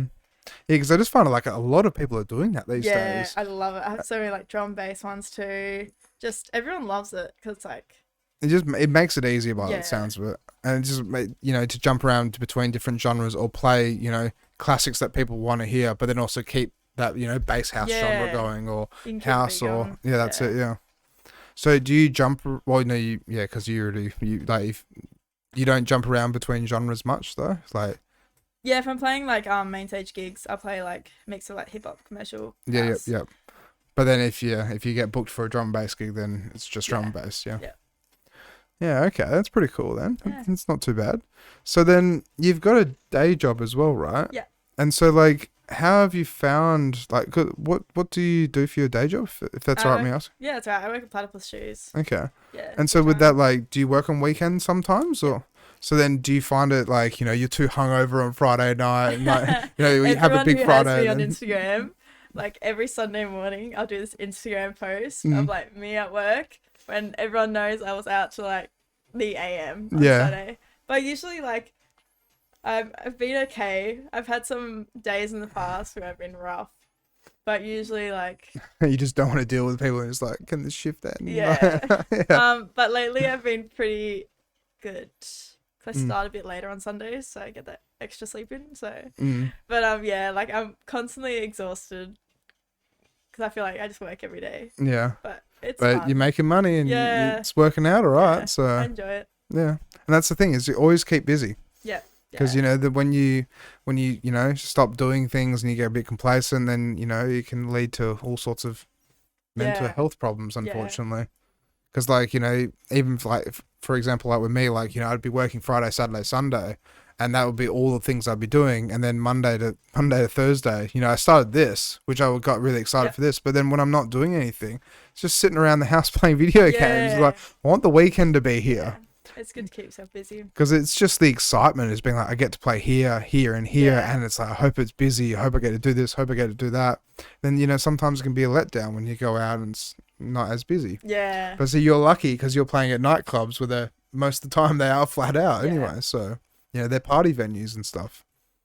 So with all of this and everything, so like you're doing the teaching, and you're getting gigs like quite often by the sounds of it. Like, so it's every Friday and Saturday, Sunday you're playing out and about, or? Yeah, I was playing every weekend, but this year I've kind of stepped back a bit from clubs because I'm just trying to grow myself Oh, really? as like drum and bass, Okay. because that's like what I want to produce. So I kind of want to have the crowd for it when I Yeah. produce. And that's completely fair. Yeah. So then with your production, like, what are you using, and have you done any courses or anything Yeah, like I that? did or- Lab 6. Okay. Tina ended up being my Oh, really? production Again? teacher. Very Yeah. nice. Very Yeah. nice. So I've done Lab 6, and yeah, that was so good. Like, I don't think I could teach myself without doing that course. It's very full on, isn't it? It's so complicated. Like, I think I'll still be learning for like 5 years. Like, I feel like you never stop learning with production. No, 100%. Yeah. So like I've said this to people that have come on and just diving into production and like, starting to get their grips around it. Like even Deadmau5 will like, he's Deadmau5. He's huge, Yeah. right? He'll post on Twitter asking for help for sometimes Yeah. because he just like, you buy a new synth or you do this or do that. And it's like, Yeah. how do I make this So- do that and yeah. everything? Exactly. Like, it's just never ending. It's fun, but yeah, I can't wait to like put out a song, but it'll be a good like year. So yeah. And so how long have you been producing for now? And like, when did you do the Lab 6 course? So I actually did the labs. I've done it twice. I did it first when I wasn't really getting any gigs, like start of 2020, end of 2019, 2021. Yeah, okay. No, 2020, 2021. Yeah. But then, yeah, I wasn't getting any gigs, so I was like, oh, I'll do this. As soon as that ended is when like I started DJing all the time, and then I just forgot everything. Mm-hmm. So I did it start of this year. Really? Start of this year, I've been solid practicing and just like learning. Yeah. So you went back to Lab 6 for like a Yeah. refresher? Really? Yeah, Okay. 'cause I just remember nothing. But I'm glad I did it because like it can't like stuff now I can just like remember. Yeah. Just, like, Well, I can focus. imagine like doing it twice, and it's like it's just a refresher I'm almost. someone like I gotta do it a few times to Mm. remember. So then, like, what are some of the things you found full on with like production? Because you're Everything. you're using Ableton, right? Yeah, Ableton, yeah, difficult one. But I think like just making a beat. Yeah, it's so complex, Just right? everything, yeah. I think my main struggle now is just like, like the extra effects and stuff, but like melodies. That's just a struggle. Like I Yeah. could make a basic drum and bass beat, but a melody is just so hard, I find. So See, yeah. everyone that I've talked to about it, I've always said that you start with a melody and then you build the drum pattern around it. But then everyone does things differently, though. No, It's yeah, we were taught like you make to like break it down. Like you'll do your drop, and then you'll kind of take bits of your drop and move it to like the start, and then make your build, and then you kind of work it from there. But yeah. It's just so Yeah, complex though. I know, yeah. Like, Damo, can you pull up the UI for Ableton if that's all right? I feel like if you know, like I don't know anything about melody. It's like, I feel like if you know how to do your melody, then it's a lot easier to do your beat. But if you know how to do a beat, it's hard to do your melody. Like, I guess it just depends how you learn from the start. But it's all just practice. Exactly, yeah. And like, that's where, you know, some people say the best thing you can do is just lock yourself in your bedroom with the laptop and just practice. Yep. Because, like, you know, for example, as well, is like Harrison, the stuff he's releasing is so good at the moment. Yeah. Like, he's going to travel the world soon. 100%. Like, without a doubt. He's, you know, Perth's tallest DJ. Yeah. So, like, the stuff he's releasing is amazing. Yeah. But, you know, I don't know if it took him a while, but he's been doing it for a long time. Yeah, he's been doing it for a few years now. I think he was telling me he's on his, like, 5th year, maybe? 5th year, yeah. And so that's what I've been told as well. You can take anywhere between 3 and, you know, however many years. Take ages, yeah. But it's just the practice. Yeah. Do you find as well, sometimes you get, like, eye strain from staring at the computer for too long? Like, my problem is, like, struggle to find time to practice. Because, like, most of the time I have my day job and then I teach afterwards. And, like, this week I have, like, meetings and stuff after work. And so I don't get home until, like, 9:30. And working from, like, 9 to 9, I'm just, like, ready to go to bed. That's exactly so it's just finding the time. But, like, I'm hoping, like, once I get more students and stuff, like, can drop my day job a bit more. Yeah. And then find more time to, like, put 100% in. Yeah. But yeah, it's a fun time. That's it. It's all the balance though, right? Yeah, I know. Yeah. And then it's just finding time for your passions and your hobbies and the whole lot. Yeah. But see, that's where it's like, it's so good that you're playing out and about because, you know, so many DJs, it's like, it's a hobby for them. They go and play an occasional gig and get a little bit of money. Yeah. But then being actually able to do it as a full-time thing, like make actually a semi-decent living off of it alongside something else, then away you go. And it works out really, really well. Yeah. So how far would you want to take the DJing if you could? Oh, I'm like, my goal is to be a famous DJ. Famous DJ, music producer. Very nice, Take very it all nice. the way. Yeah. Yeah. As soon as production kicks off in years' time. Well, see, that's what I mean. Like, I got you on here now, but, you know, in 5 years, who knows? You could be over at Tomorrowland and be like, I interviewed That's that the girl. I'm set on it. Yeah. So that's it? Like, no other careers or anything like that? No, DJing. Yeah. Yeah. It's fun. I love it. And you've got a partner, right? No. No? No. Okay. I had a partner. Oh, okay. But that was a couple months ago. Oh, sorry about that. No, it's fine. Okay. So I was just about to say, it's like, oh, okay. Like, imagine telling him, it's like... We're friends. He's probably watching. So. Okay. Because I was just going to say, it's like, when, you know, if with some people, it's like they've got a partner, it's like, you just break the news, like, well, you know, this is what's going on. Yeah. We're traveling, we're doing this, we're doing that. It's Yeah. like, you know, you can come with me if you want, but I'm going to Europe and I'm going to go play at these festivals. Like, but that's where it can be quite hard because, like, yeah, I don't think, like, I'm a lot busier now. Well, I was pretty busy, like, when I was in a relationship, but, like, finding time, I think is, like, the biggest thing as well. Yeah. Like, you'd kind of just see each other, like, weekday nights. Yeah. Like, that's about it. Like, you don't even get weekends with them, and it's like they have a job as well. That's so, something I really did want to dive. Yeah. Well, sorry, keep going. yeah, there, like, their time off is the weekends, but that's when you're working too. And see, like, that's something I really want to dive in as well. Like, you know, now that you bring that up, where it's like the lifestyles that we choose, because, like, you know, like I was saying before, I work FIFO, and so on my week off, I just go out and work Friday, Saturday, Sunday, whenever I can work, because I just love it so much. But then I don't have much time to see friends or family or this or that, because that's when they've got their time off. They've got normal jobs. Yeah. Whilst we've got party jobs, like, you know, with the entertainers and the jesters and having so much fun and doing this and doing that. But then have you found that it's like, you know, you still have your core friends from like school or, you know, uni or this or that, but then to try and make time, it's just more complex. Yeah, it's so hard. Like, I keep my circle, like, really small, and most of the time, like, if I'll just see my best friend. Like, that's where I'll put, like, my time into. Yeah. But most of the time, like, I'll just see friends out. So that's why I was like, That's I'll just see you out. They come to a gig. So at least I see them then. But yeah, you But definitely. that's really yeah. good though, because then they're supporting you in a way. Yeah. They love what you do and they come and hang out, Yeah. and they're true friends in Yeah, a way. exactly. Because they want to be, it's like, oh, like, we can Yeah. get cheaper entry. Yeah. And maybe we could use their bar card, but Couple we're drinks. still there. Like, we'll still stand front row and support you. Yeah.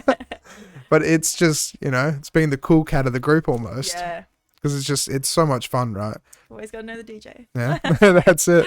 But it's just such a wild experience, right? Yeah. When you're standing up there and you just like, you're commanding these people in a way, and you're just having so much fun. And then like, commanding, okay, like, like you're making them dance, like, Yeah. just to put it in a better light.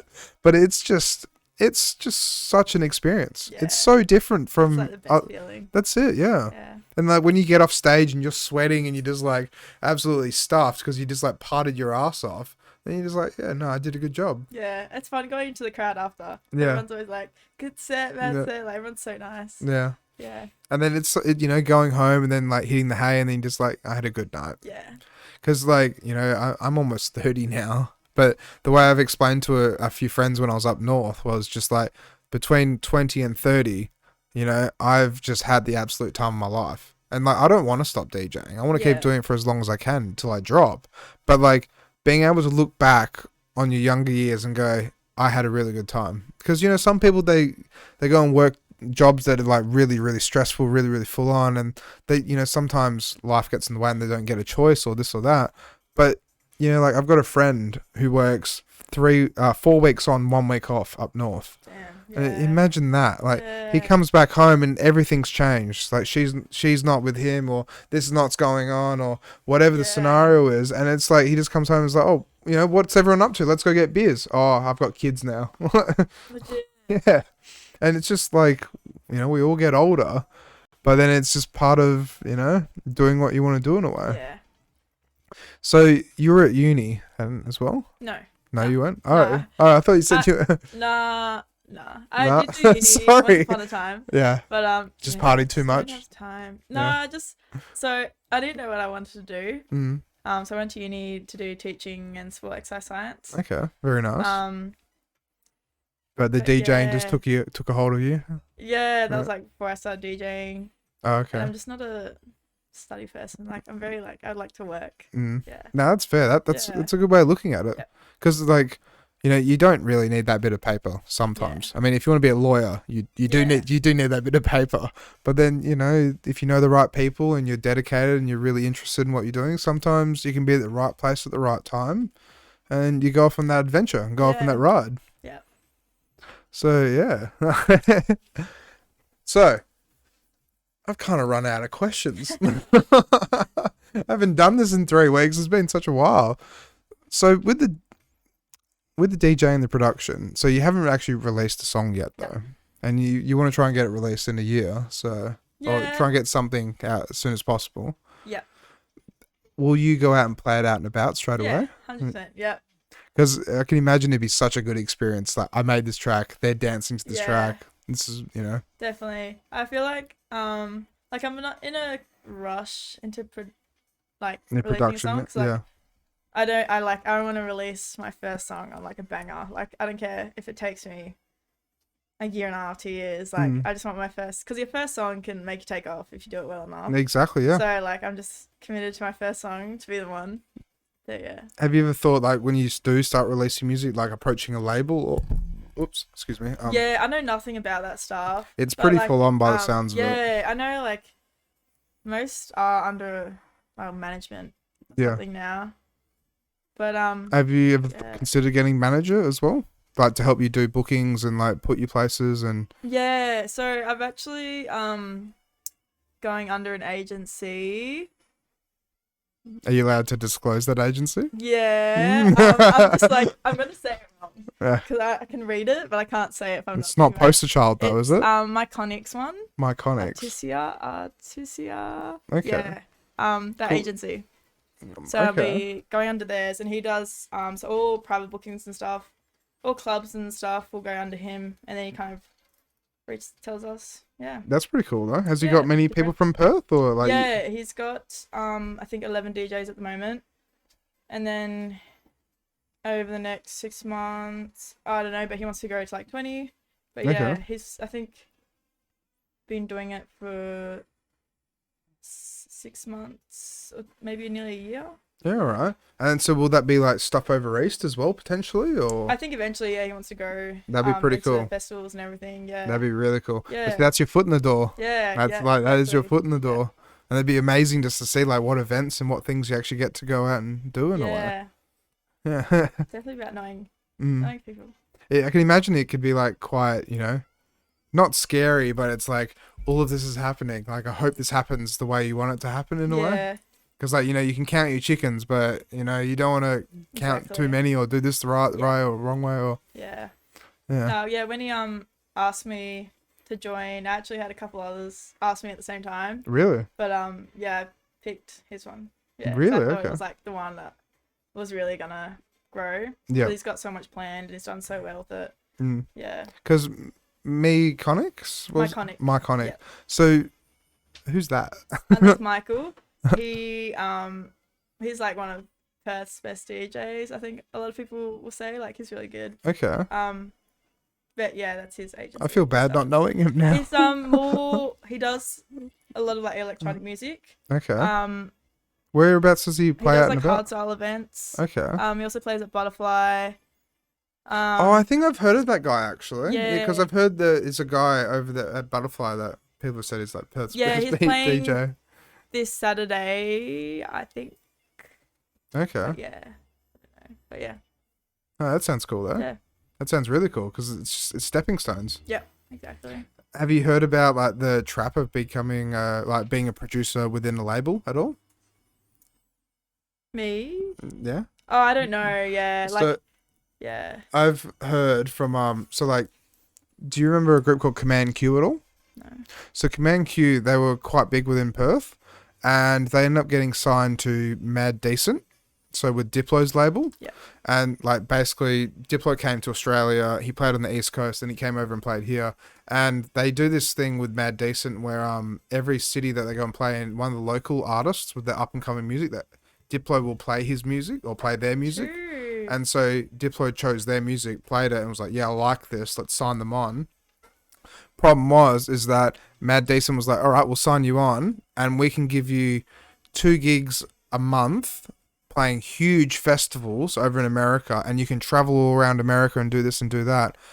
But the problem is like, this is your allowance, and this is all you get. So they literally packed up. They moved over to Yeah. America. I think they were in San Francisco or something like that. But the problem is since there was 2 of them, you know, they were probably getting like maybe $700 a month Yeah. from those 2 gigs. So they had to pick up part-time jobs, and they had to try and survive over there, find rentals, do this, do that, just so they can try and fund, you know, because they got their foot in the door. They were with Yeah, Diplo yeah. in a way, but they found it way too hard because it's like, how do you know, you get those 2 gigs a month, but you're with everyone else, and that's where you Yeah. really need to like shine above everyone else with like your production and your music and everything. Yeah. But it's just like it can be quite complex depending on what the contract says and the whole lot, but it can be quite scary as well because I'm pretty sure one of them was like, "I don't think we can get home, like we don't have enough money," kind of thing. True. Damn. And then I knew someone else who's also in Perth. I can't disclose names, but they got signed to Circus Records. Yep. So with Flux Pavilion and the whole lot, but they got told basically you can make dubstep, but it has to be this kind of dubstep. You can't make anything else. Like Dang. you have to be in this box. Yeah. And if you make out anything outside of that and try and publish it, even under a different name or anything like that, we'll just remove you off the contract. So yeah, and then they just like Yeah. leave the company basically. So it worked out, and I think they're still with them, maybe, but it kind of sucks because they're in that, like they're in that box. They can't do anything Yeah. else. So you get freedom of creation as long as you're in your little square. Yeah. So it's unfortunate because it's like maybe you can make a really sick banger and it's tech house, Yeah. but like no dubstep. So I'm it's pretty sure that's what Marshmallow is. So Marshmallow is actually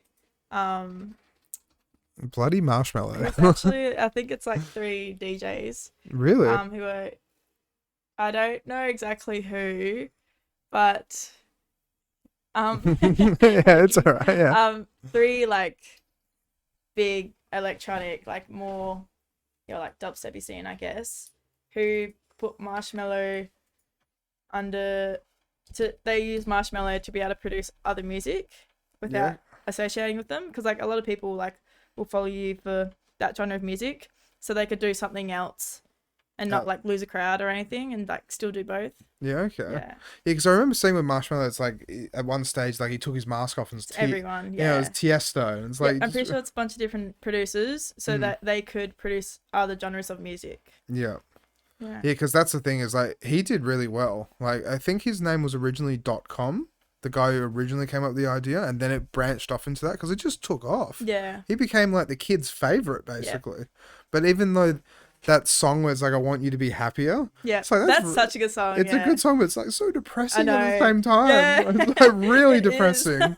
Like when I heard that, I was like, kids love this, but it's like, I want you to be happier. It's like, why aren't you already happy? Like, be happy. You're a kid. Like, and the music video for that. Yeah. It's just like so cartoony and yeah. So as well, yeah, okay, yeah. I think of my music like with going under a label and stuff. I don't know, but I know like I don't think I want to stay in Perth. Yeah, okay. So I think I want to see like where it takes me. That's a good way to look at it though as well. Yeah, so I'd probably go over east maybe at one point, but like if it grew bigger in like the UK or something, I'd be open to just like moving to wherever. Yeah. It's biggest at. Well, that's what happened with Pendulum. Yeah. Honestly, that's what happened with Pendulum. Pendulum was here, and they were kind of big. They were kind of just a local name. They go over to England. They make watercolor. Yeah. And then they come back and they're like, okay, you're all heroes now. Yeah. And they're just like known around the world and the whole lot. Yeah. Did you know one of the reasons why they actually stopped producing for a long, long time, right, was because they were doing things where they were opening for like Beyonce and Rihanna.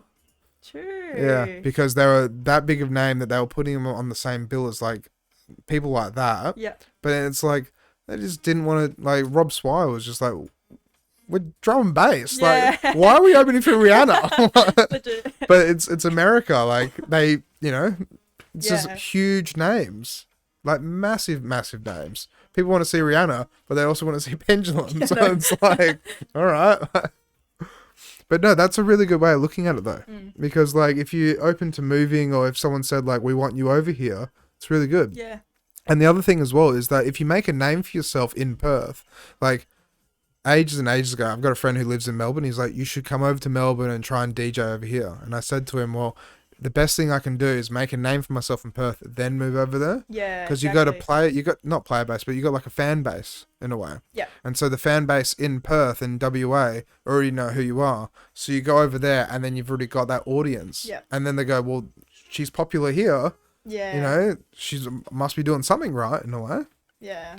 But Melbourne and like Sydney and stuff would be so much fun. Yeah, I've never been over east. Really? You've never been? I plan on going. I'm hoping to go to like Sydney end of this year. Okay. Melbourne maybe. Yeah. But yeah, I really want to. But Melbourne's amazing. Yeah. It's absolutely amazing. Like, it's just so much to do over there. And it's just like really nice heritage, like all old school buildings, and everyone's really friendly. And just like, it depends on where you go, Yeah. of course. It's a big place. But like Chapel Street, Yeah. have you ever heard of Chapel Street? Yeah. So cool. Like, it's just so many bars and pubs and clubs and everything just along this road. Kind of like Caves Road, Margaret River. Yep. Where it's just like wineries and breweries, but it's just bars after bars Yeah. after bars. I feel like I'll go over there and be like, yep, I want to move here. Yeah, it just disappear. Yeah, bye guys. But see, that's the thing where it's like in Perth, you kind of like, with our community of DJs and entertainment and nightlife and stuff, you feel like you're a part of the community. Yeah. Whilst if you go over somewhere like, Melbourne or something, or even America, you just feel like you get lost in the city Yeah. sometimes. So much bigger. And like when you hang out in the city or you live in the city, you kind of feel like, okay, I'm just like fitting in with everyone else. Like it's a completely different vibe almost. Yeah.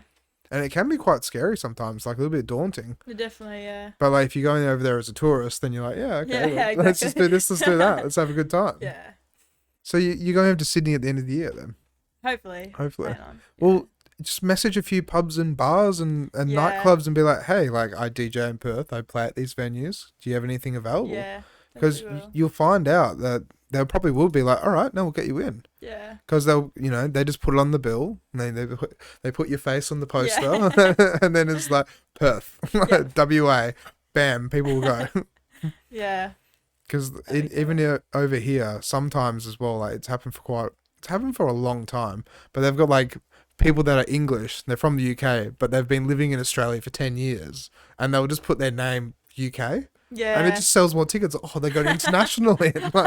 Yeah. And it does work. Yeah. Because it's just the general punter's like, yeah, okay, sweet, international gigs. Yeah. Especially because like obviously through COVID, it was just like locals. Yeah. And now it's events. It's like, oh, someone international. Must be good. Let's go. But it's crazy how it's all changed, don't you think? How it's like Yeah. Seasons, Ice Cream Factory, it's like these big festivals have popped up. Yeah. Because, we used to have Stereosonic and Futures and all that sort of stuff, but we don't get that anymore, No, unfortunately. yeah.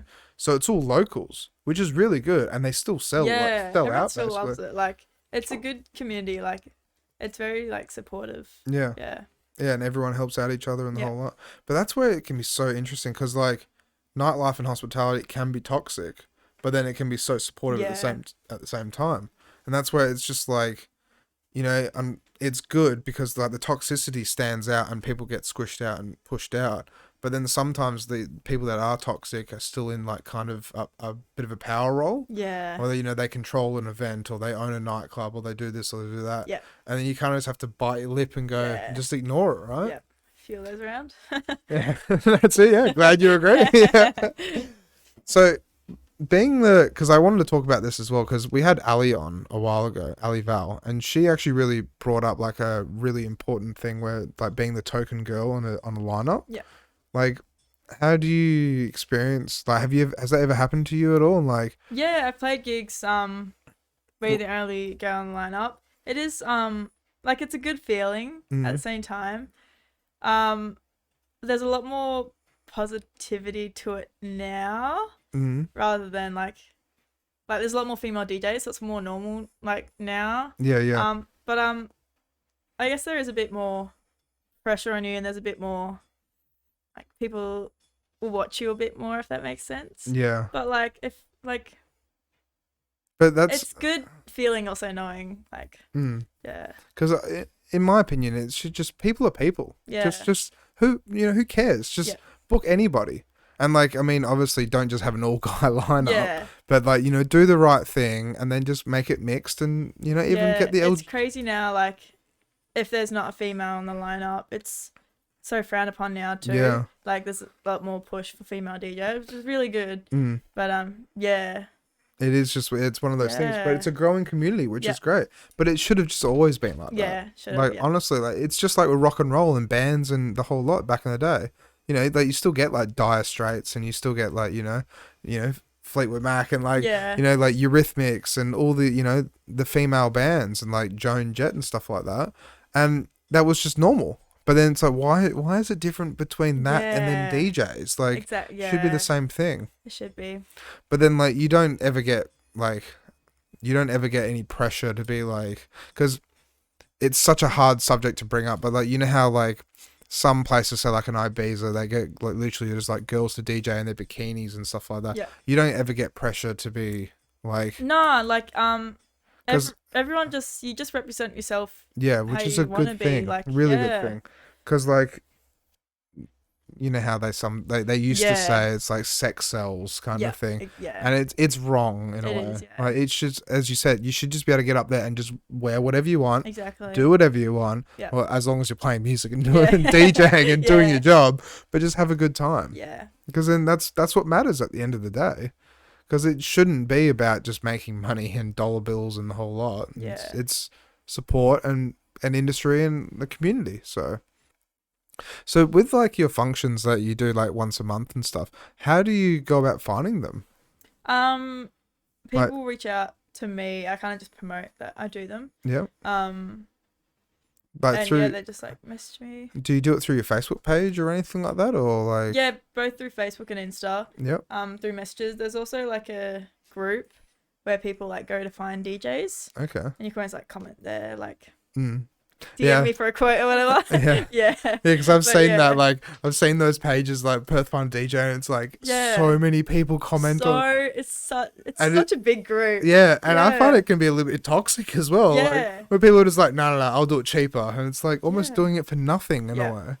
Are you able to pull that up at all, Damo? Perth Fun DJ?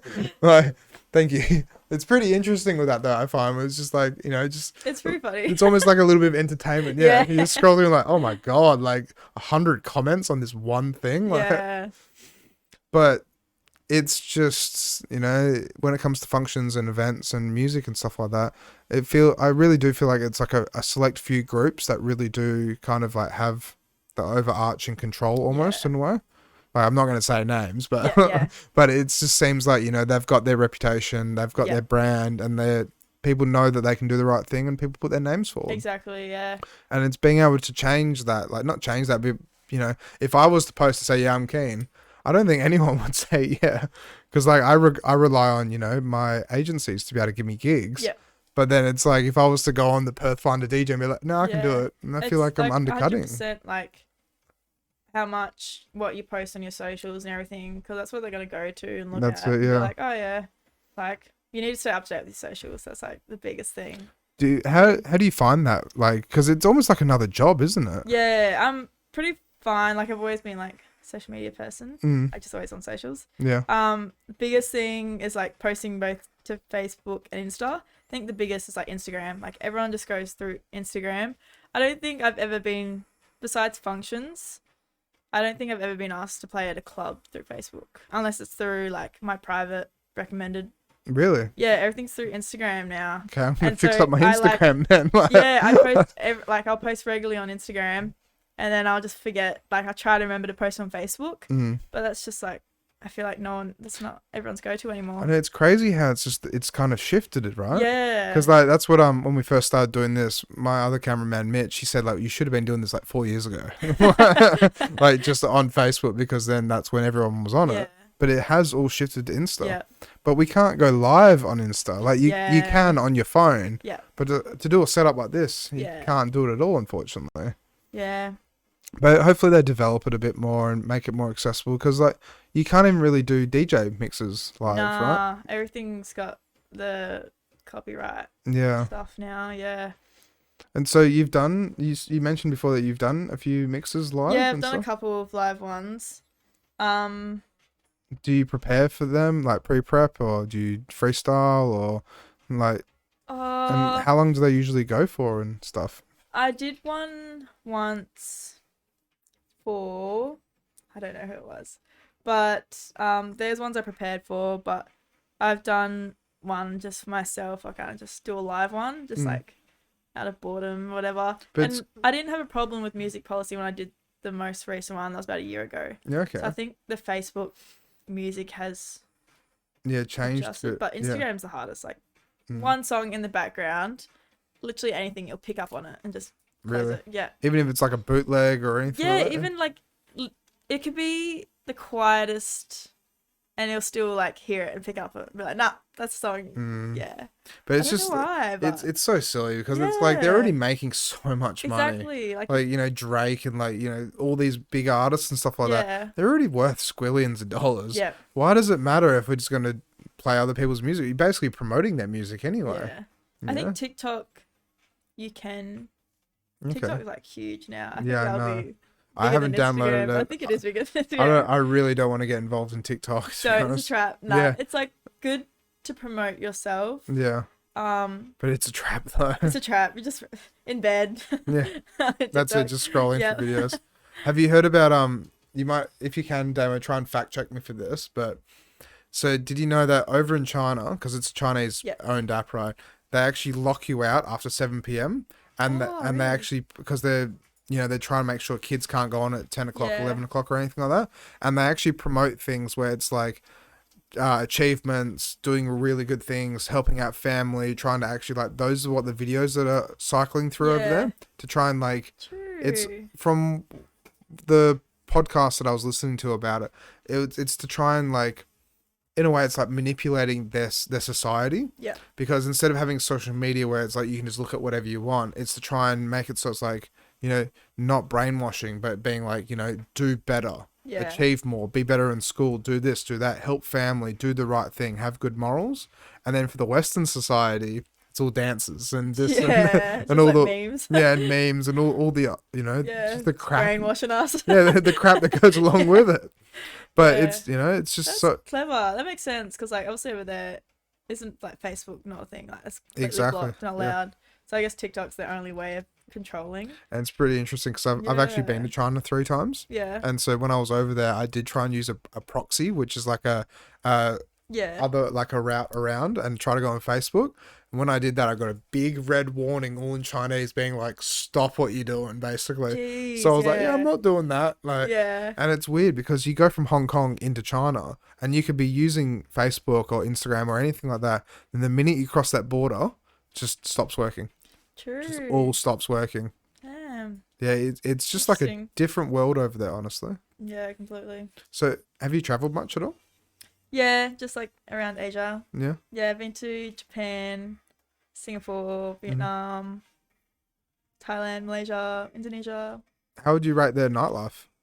I've only been out in Japan and Indonesia. Yep. Japan, clubs are sick, awesome, Mm-hmm. but not fun for a female. It's like the What? percentage of women to men is like 90 to 10. Really? Yeah, it is like, it's just like you feel like prey. Like it's just like it's just it's, You feel like prey you almost. literally. So I went That's not with good. the next partner, so I was like at least with him, but you just have everyone like staring like it's That's just not good at not all. A vibe. No. No. Like sick clubs, like 5-story clubs, but I wouldn't go See, alone. That's one thing that kind of blows me away in a way. It's like some people treat nightclubs, pubs, and bars as like mating grounds literally, almost. they like, do, like I don't yeah. want to say it, but it basically Yeah. almost is. Yep. But then it's like, you know, like people like us, we go there for the music. We go there to Yeah. party and have a great time and socialize. And, you know, a lot of people do go there and socialize and have a great time. But like, there's just that vibe where it's like, I'm going to go pick up tonight. Yeah. You know, I want to go get a girl.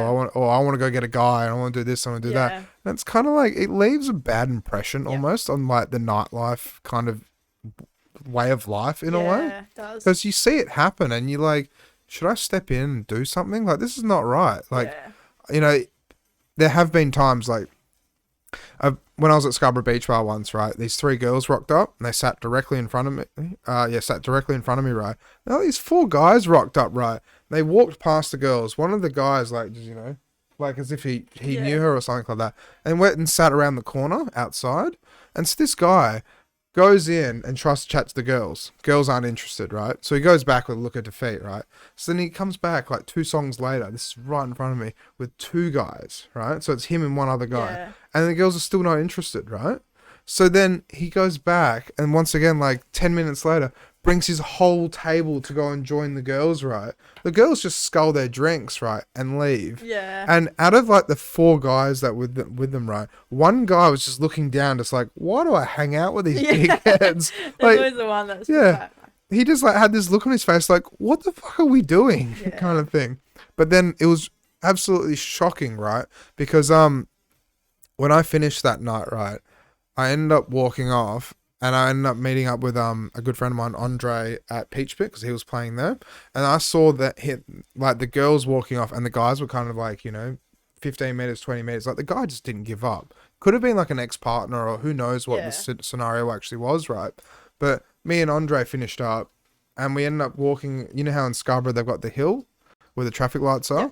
So we ended up, you know, we having a few cigarettes and just hanging out and chatting and this and that. We walk around the corner. And then those guys were kicking the shit out of someone. Like, actually, like, they grabbed this guy, right, and threw him against the curb. And this guy's in agony. Jeez. And then, like, he just started kicking him whilst he's down. People in the hotels were, like, yelling and screaming and carrying out. Yeah. But it's like, and by the sounds of the cops rocked it, because when we saw that, like, okay, we're leaving, you know, see you Yeah. later, because it was quite a distance away from us. But, like, we heard the cops rock up. But it was kind of like, those guys didn't get what they wanted, didn't get to, you know, hang out with those Yeah. girls, so they choose violence Yeah. instead. Like, That's Yeah. bonehead mentality. That's caveman shit. Like, Yeah, why is that? Yeah, why is that happening? Like, I don't know. and So much violence these days. I know it's not cool. Yeah, it's really bad. Like, and you know, like, well, when you walk home from a club or like you catch an Uber and stuff like that, do you ever feel like a bit unsafe at all? Yeah. So like when I used to like always drive to my gigs. Yeah. So like driving back to my car. Of course, yeah. Like sometimes, because you always get people like approaching you, especially graveyard shift. Yeah. It's like when everyone's leaving, so you walk out the front doors, everyone's there. Yeah. And sometimes like if I was in Northbridge, I'd park pretty far to where I'm like playing at. But now like I pretty much live in Northbridge. I could walk home, but I'm always like Ubering. Yeah, of course. Like, never. Like, the safe way to go. Yeah. 100%. Because it's just ridiculous. No, it's such bad behavior. Yeah. And it shouldn't happen where people get into fights or guys follow girls home or anything like that. Like, it's just it's not on. Like Savannah came on actually not too long ago, and she actually mentioned a story about that. Her Albany trip? Yeah, Albany trip. Yeah, I saw her story of that. Yeah. Because she messaged me that night too. She's like, hey, like, do you like ever like carry like self-defense like weapons or anything? And I feel like you should. Yeah, like, I was like, pepper no, spray like, or something. haven't had a like problem and stuff, but definitely like should. Yeah. Because you never know. That's I it. saw that story and I was like, bro, like, you okay? Like, that would have been like, nah. Yeah, just for context, like they left the Yeah. venue and then some guy who was really, really drunk, like followed them back to the car. They ran to their car, got in the car, locked the doors, and then he just sat there talking to them and trying to open the door. Yeah, for like ages. Yeah, too. and it's like, what the fuck? Yeah. That's Albany. I like, know. It was like, what the shit? But guys, get your fucking head out of your ass. Yeah, Like, legit. it's not on. No. But it's unfortunate because it happens. It's not just Australia. It's not just WA. Yeah. It's everywhere.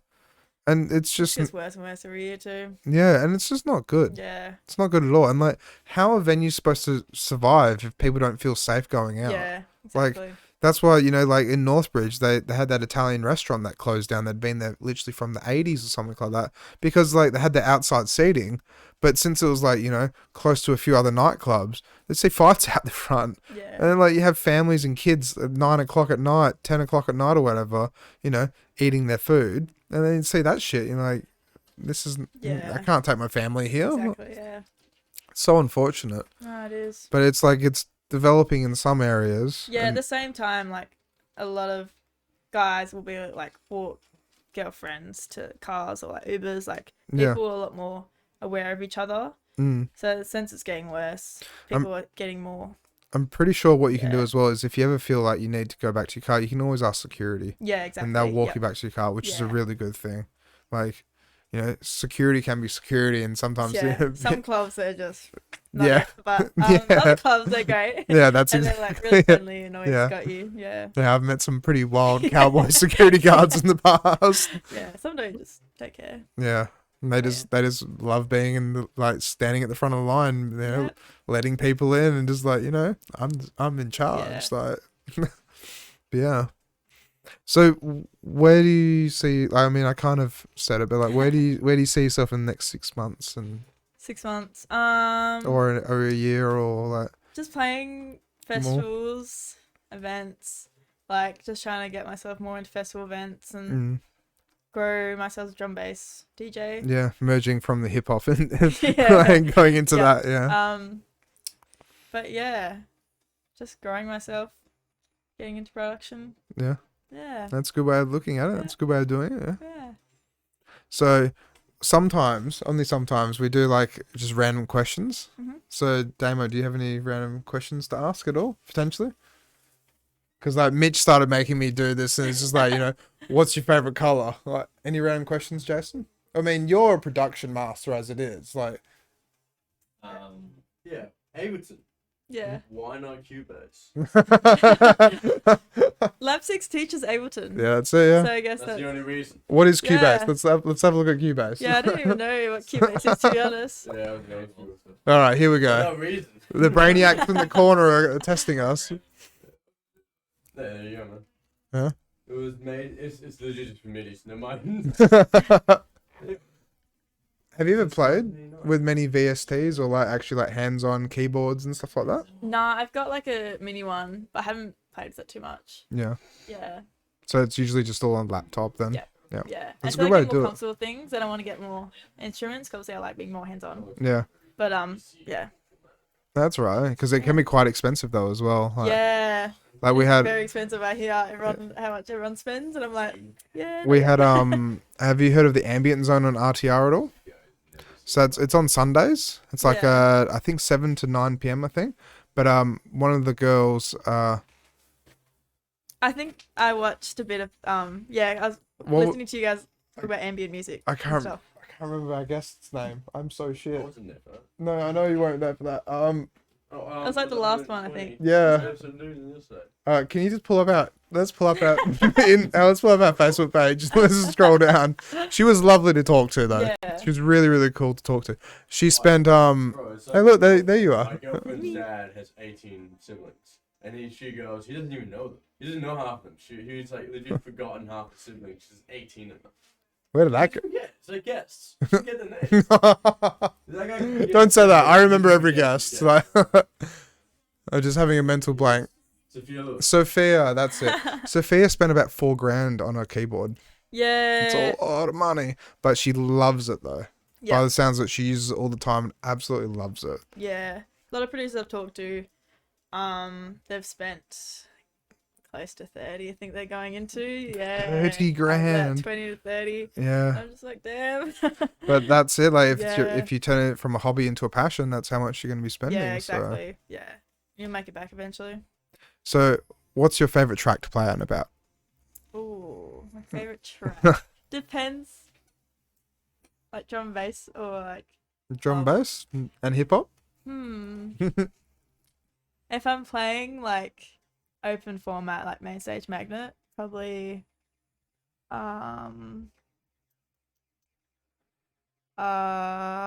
I'm thinking I have the song in my head, I Okay. can't think. Sing it for us. You don't have to if you don't want to. I literally have the lyrics in my head, but I can't think of what it's called. Tough The question. one that goes big dirty sinking bass. Oh, Dizzy Rascal, that Bassline one. Junkie. Bassline Junkie. Yeah, that yeah, one. That's yeah. always goes off. That's the best. Yeah, that's a banger. Drum and bass. I've played that out and So about many. before, and then I've had Yeah. an old lady come up to me at the market rounds being like, turn this off. This is Oh, really? disgusting. I'm like, you kidding It's me? like the one song that goes off. Yeah, Everyone just knows it. that's it. And I was just like, look behind you, doll. Like, everyone's Yeah. loving it. You should get into it as Yeah, well. true, learn it. Hip hop. I haven't played hip hop in a minute. Probably I'm gonna forget all these names now. I'm thinking of them. My favorite hip hop, Miss the Rage Miss the Rage. by Trippy. That's like my favorite song too. Okay. Miss the Rage. Can we Google that? I've actually never heard of Mr. It's a good Rage. song. Or there's another one that always goes off. I don't think it was called. Trippy Red's Mr. Rage. About Mr. Rage. Yeah, Mm. The Trippy Red song? yeah, Do you guys know? They can't hear it. I know this song. yeah. Yeah, you know, I listen to this for work. Yeah, it's my favorite. But this goes off. It's a fun song to play out. Mm. You like Mr. Rage? Good tune. I like Yeah, it when men drum and bass. drive I don't Mr. know. Rage. So many favorite drum and bass songs. Mm. Well, it's such a big genre. Yeah, and I think it depends like where I play, how heavy or like I play. And so, what subgenre of drum and bass is your favorite genre? Like liquid, neuro, jump up, I good old like- jump up. Like jump up, jungle, rollers. Mm. But I hell love my like feelsy stuff, like good vocal. Yeah, Like my favorite artists are like Wilkinson in 1991. yeah. And Wilkinson's they just, amazing. yeah, just like it just hits different. Like yeah, but then I also love like Headaches. Mm. Love Headaches coming to Perth, and I'm so excited. Mm. Yeah. When's he coming to Perth? I think it's like September or October. Okay, Yeah. might have to look out for it. Yeah, It sounds pretty that's cool. gonna be awesome. Yeah. So we're running out of time though. Is there anything else you'd like to plug or anything? Have we put up your think Have you so. put up your Facebook and Instagram No. to showcase to No. the people? Bring up the right Instagram though. Yeah, I'm like I had my personal and my DJ one. because you messaged me about that. And I was like, Yeah, but oh, I'm kind like, of like merging my DJ to my personal because, yeah, that's the wrong one. That's right. It'll come up, say new one. Click on the new account. So how come you're merging them? It's Just because like cared about keeping it like professional and like my personal. yeah. But now like best marketing like strategy is just like people want to know what you're doing outside of that. Yeah. So that's why I've kind of like. So that's why I wanted to get you on as well. And it's like, you know, Yeah. the person behind. Exactly. Yeah. So and like when I do production stuff, I just all want under me. So Yeah. That's might as well completely start fair. now. Yeah. That's it. Exactly. Yeah. So this is the old one. Yeah. Oh wow. So you, But that's all like my gigs and stuff. and so you used to be brunette, really? Yeah, I was always blonde, and then I went brunette for the first time ever last year. And so And now I've gone back to blonde. are you naturally blonde as well? Yeah, I've always been like light brunette blonde. Yeah. Okay. You look so Yeah. young there. And was that just like last year or like or 2 years ago or? Well, yeah, that's from over 2-3 years. Yeah. Yeah. Growing old now. Aren't we all? But yeah. Well, I gotta say thank you for coming on though. Anytime. Yeah. It's good. Yeah. I told you it'd be good, Yeah, right? literally chill. Yeah. Yeah, it's At very first I was chill. like, That's but, it. I could tell. That's why I was just like, Yeah. yeah, let's just have fun. Let's just do Yeah. this. But I told you, it's Yeah. good fun, just hanging out, chilling, Yeah. chatting, doing this, doing that, you know, the whole lot. So Yeah. drinking our cognac. Yeah. Yeah, must do that. Yeah. It's all watered down now. If you want, I'll finish it. So, but yeah, no, definitely, it's good to have you on. Thanks for having me on. And then yeah, we'll be doing more. We're trying to migrate and do panel kind of Yep. stuff. So probably in maybe the next couple of months, I'm gonna start trying to like rallying our old guests up. That'd be cool. Like Damo, can you pull up the whiteboard if that's possible? Before we do you mind showing off? Oh, yeah. Is that your mum? No, that's my grandma. Oh, your grandma. Shout out to grandma. Hi, grandma. I think that was right at the beginning of the episode as well, right? Was, yeah. Yeah. Oh, hi, grandma. She did really well. I'm proud of you, Yeah. We will do this, actually. Yeah. But yeah, pull up the signature board because at the end of this, you got to sign it somewhere big. Yes. I'm like looking where I want to sign it. I need to do like figure out my DJ signature. So do you have a logo or anything at all? Or Yeah, I've got like a logo.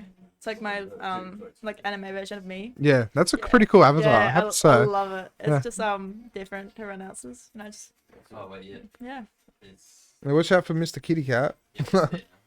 He's just looking around like, oh my god. Yeah, so we'll in the next couple of months we'll be trying to organise to do more panel stuff. Yeah, that'd So be cool. I'd definitely love to have you back on, Yeah, and then we'll like 100%. get a couple of guests on and just all hang out and talk shit, really, Yeah. and just talk about anything, Yeah. anything and everything, and what's happening in the nightlife scene. So be pretty cool. Sounds good. Yeah, Yeah, that'd be good. yeah. Yeah. 100%.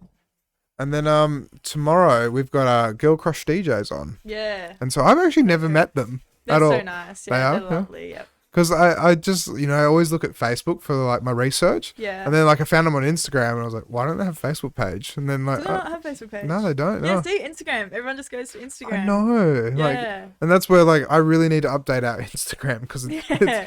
it's all right, Instagram but is it's the key source. it is now. It is really like it's a lot of work because I've been doing a lot of highlights and like I'll actually like rewatch the video, find the highlights and like rewind it and then like try and Yeah. film it on my phone, which I shouldn't be doing. No, But yeah. like, The biggest thing on Instagram is Reels.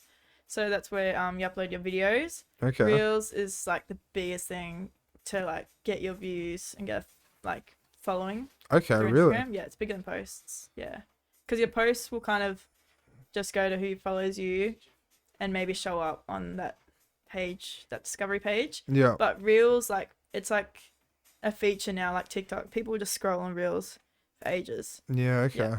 Yeah, because I kind of got wound up in that the other day. Like, I've never done it before. Then I was just like, what the hell is this? Yeah. They're trying to like be like TikTok, I guess. Mhm. And But it's, yeah, for me, it's just all food. definitely works. It's just all food and people Yeah. people falling off motorbikes things. and Yeah. and skateboards and stuff. So yeah, it's kind of interesting stuff. But Yeah. all right, well, thank you so much for coming on again. That's okay. Thanks for having me. Yeah. That was good. And thank you too for being behind the camera. Jason the apprentice, like, and then Damo, the masterman behind of all of it. And then thank you, Sassy, for being adorable. Yeah, I'll just quickly put the camera on him. See, look at him. He's adorable. He's just sitting there chilling. Supervisor. Yeah, the supervisor, that's it. Oh. Oh. Oh. Okay, I got it. I don't even know if it's the right position. This one. Hey, that's pretty Alright, so we will see you guys tomorrow with Girl Crush DJs. And then on Sunday, we've got a band coming on as well. That's cool. So they were a indie surf rock band. Nice. Which could be different. And they've just reunited after I think 2-3 years. It's quite funny because it's like you see the old photos and it's like they've completely changed. Like it's like one of them's like grown a massive beard and like one of them's like, you know, just a bit more muscly and the whole lot. And it's like, okay, you guys look very different. Yeah. So yeah. All right. So we'll see you guys tomorrow, right? And then Damo makes us wave at the camera as well, so people know it's over. All right. Bye, guys. We'll see you guys tomorrow, right? Catch ya.